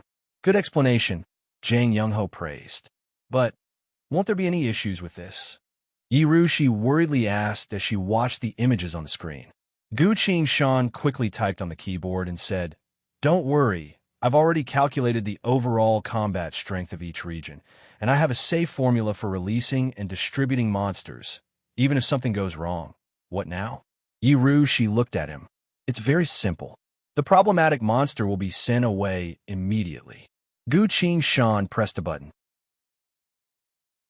An electronic voice sounded from the large computer. Leave the warp device manufacturing, distribution, delivery, as well as the monitoring and management of the war to me. Master, you should rest. Yi Rushi looked at the computer in surprise. It's just a basic... Once you come with us to the space vortex, you'll know just how insignificant of a civilization this is. Gu Qingshan casually told him. The space vortex? Yi Rushi repeated that.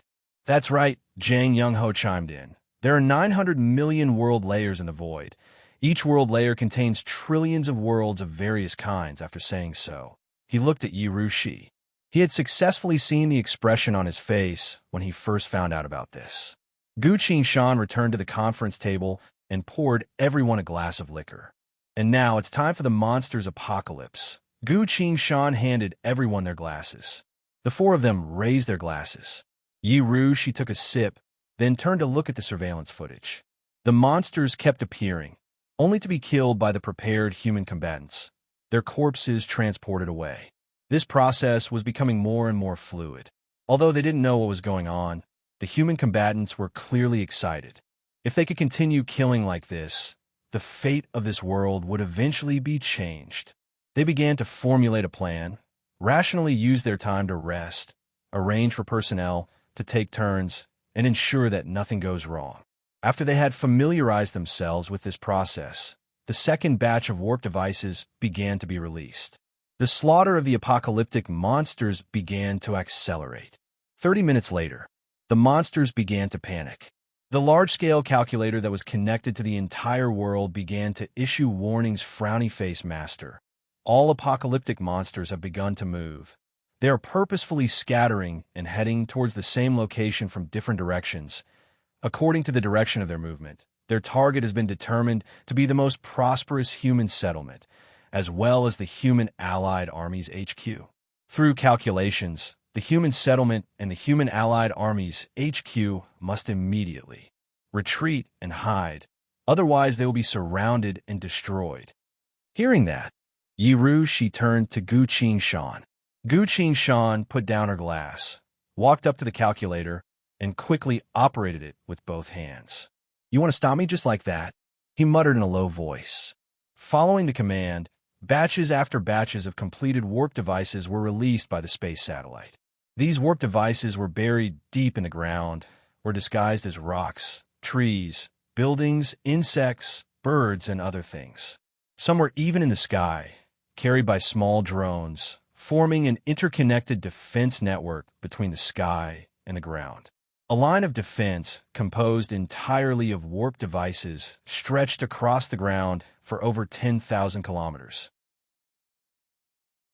Like an invisible wall, it surrounded the most prosperous human settlement and the human allied army's HQ. At this point, the monsters began to appear from every direction. They purposefully scattered in an attempt to take down the human allied army's HQ in one fell swoop. After all, according to their understanding, this was the toughest bone to chew. If there was anyone capable of doing this, it would be the human allied army's HQ. "Warp wall, activate," Gu Qingshan ordered. "Yes, master."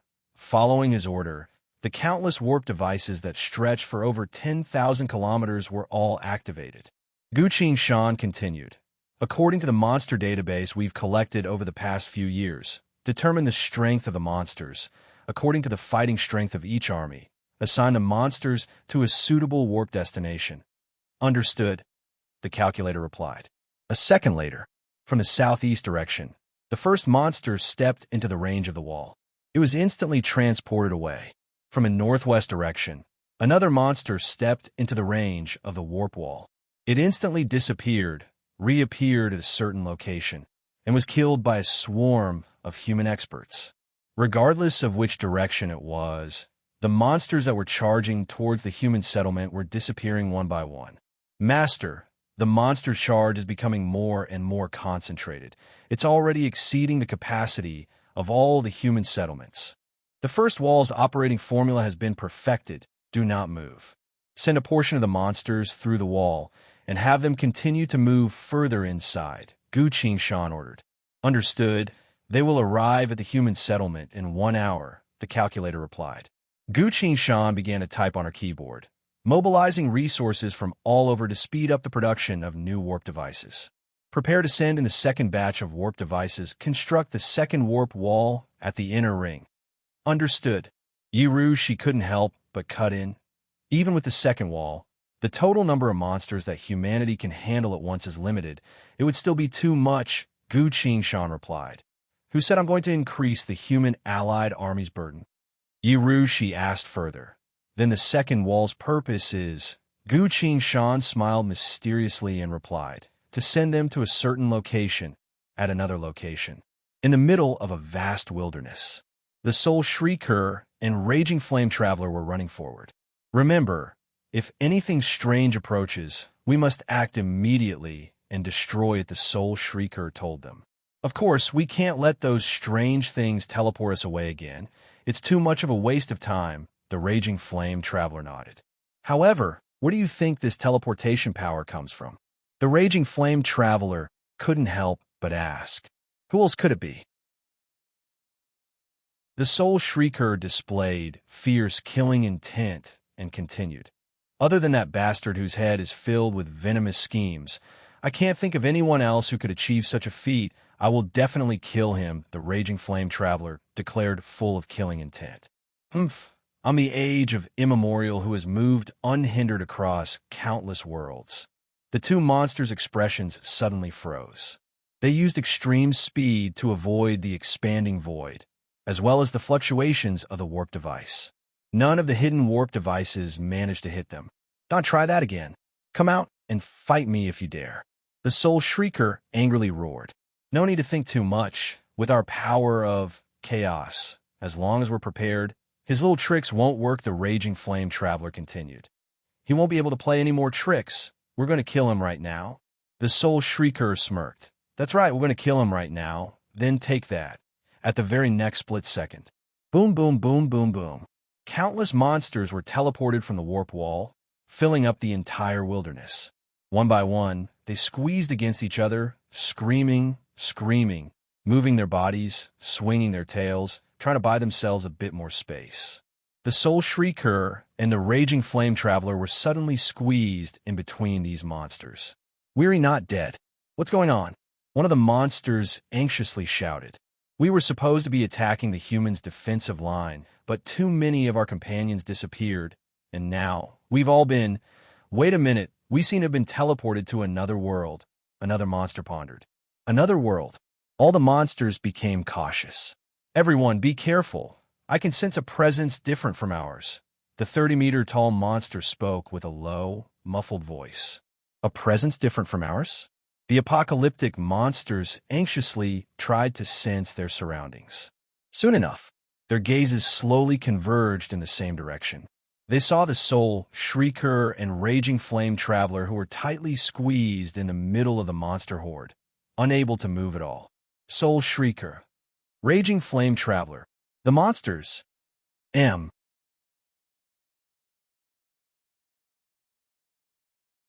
Chapter 1267. World Apocalypse Online is paused. Currently in progress. Please wait a moment.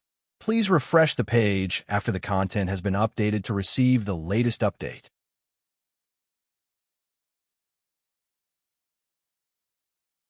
Chapter 1268. Speed up the warp. Gu Qingshan's hands were quickly typing on the keyboard. All the warp devices were operating at once to transport the apocalyptic monsters to their maximum capacity in the shortest amount of time possible. You seem to be in a hurry? Yi Rushi asked.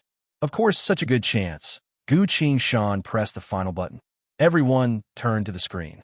On the screen, the monsters that managed to break through the first wall were all transported to where the Soul Shrieker and the Raging Flame Traveler were.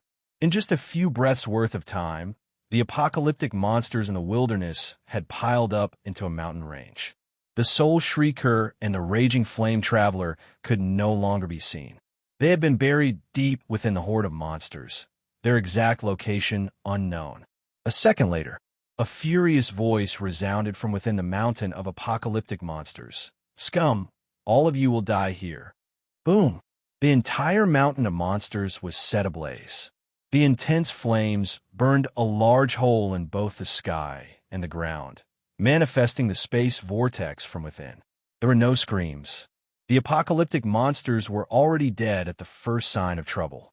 A giant made entirely of flames stood where the mountain of monsters originally was, its head pointing to the sky, while its feet were filled with endless lava. The Raging Flame Traveler. It had taken this form and killed all the monsters that were transported here. Ting! The mainframe computer on Gu Qingshan's side sent a notification frowny face warning. All warp devices in this area have been destroyed, switching to satellite footage. Seeing that, Gu Qingshan sighed in relief. This is why I'm in a hurry, he told Yi Rushi, because I have to quickly deal with all the apocalyptic monsters. Otherwise, if the warp devices are destroyed, there will be gaps. He continued to type on the keyboard, pulling up several images at once. At the first wall, the remaining monsters had been transported to various locations around the world to be processed. At the second wall of warp, all the monsters have been wiped out. They had been completely incinerated by the Raging Flame Traveler's supernatural powers. In other words, the apocalyptic monsters had all been killed. Perhaps some unimaginably gigantic monsters still existed in certain areas of the ocean, but overall, all the monsters that rampaged across the world had been killed. The apocalypse is over. Yirushi stared blankly at the computer screen with an expression of disbelief. He didn't take action personally, didn't fight a bloody battle, and didn't face a life and death crisis. The apocalypse was destroyed. This was really, speaking of which, we've profited a lot this time, Jang Young-ho said. We've even seen the Raging Flame Traveler's supernatural power, which is very important information. Yi Fei pondered. It doesn't look like a normal flame giant. It seems to contain some sort of law of destruction. Any contact with it would mean certain death. Not easy to deal with, Gu Qingshan said. Its strength has been restricted. I think its current form is directly related to its strength, so it can't fight for a long time. Otherwise, it would have attacked us already. As expected, after all the monsters were killed, the Raging Flame Walker quickly transformed back to its original form. It and the Soul Shrieker confirmed the direction and continued to head towards Gu Qingshan's group. At their current speed, it'll take them another 3 hours to reach here, Gu Qingshan said. We need to think of a way to kill them right here, right? Jang Young-ho asked. Of course, Gu Qingshan replied. I hope to have a chance to kill one of them. That would provide me with a lot of power to evolve. Yi Fei licked her lips and said. Then we'll have to come up with a perfect plan, Gu Qingshan replied. Let me think about it. Jang Young-ho fell into thought. Next to them, Yirushi observed the three of them and listened to their discussion. The three of them stared closely at the screen, focused on thinking and discussing how to deal with these two monsters. The apocalyptic monsters were slaughtered and the world was saved. How amazing was that? However, they were already considering how to deal with the next problem. Such a person, truly, Yirushi stayed silent for a bit, then suddenly made a decision. Gu Qingshan, she called out. Gu Qingshan regained her senses. Yirushi's eyes glowed like gems in the middle of the night, glowing brightly like never before. According to our agreement, you'll help me save this world, and I'll join you as your partner, she said. Yes, Gu Qingshan replied. Yirushi, reach your hand out. Gu Qingshan smiled and also reached her hand out. Their hands clasped together. Welcome aboard, Gu Qingshan said. Jang Young-ho and Yi Fei also smiled, recalling the time when they first joined. Late at night, the two of them went to search for space monster corpses. During that reunion, they invited me to return to my human identity. Now that I think about it, that was a very long time ago. Welcome aboard, Jang Young-ho and Yi Fei both sincerely said. Yirushi hesitantly asked, Thank you. Now, I can ask, since we're partners, what exactly are we going to be called within the 900 million world layers? The Blade Edge Pledge, Jang Young-ho replied. That's not it. Yi Fei waved her hand dismissively. I've already asked Bali. Bali and the others seemed to say that this was a sort of secret, loose agreement, and that he wasn't the one who initiated it. So if we want to be partners or something, we'll need to come up with a new name, Gu Qingshan scowled. So troublesome. Originally, using their name was a good idea. It can't be helped. We can't steal someone else's name. Otherwise, Bali and Meow would be stuck in the middle, Yi Fei replied.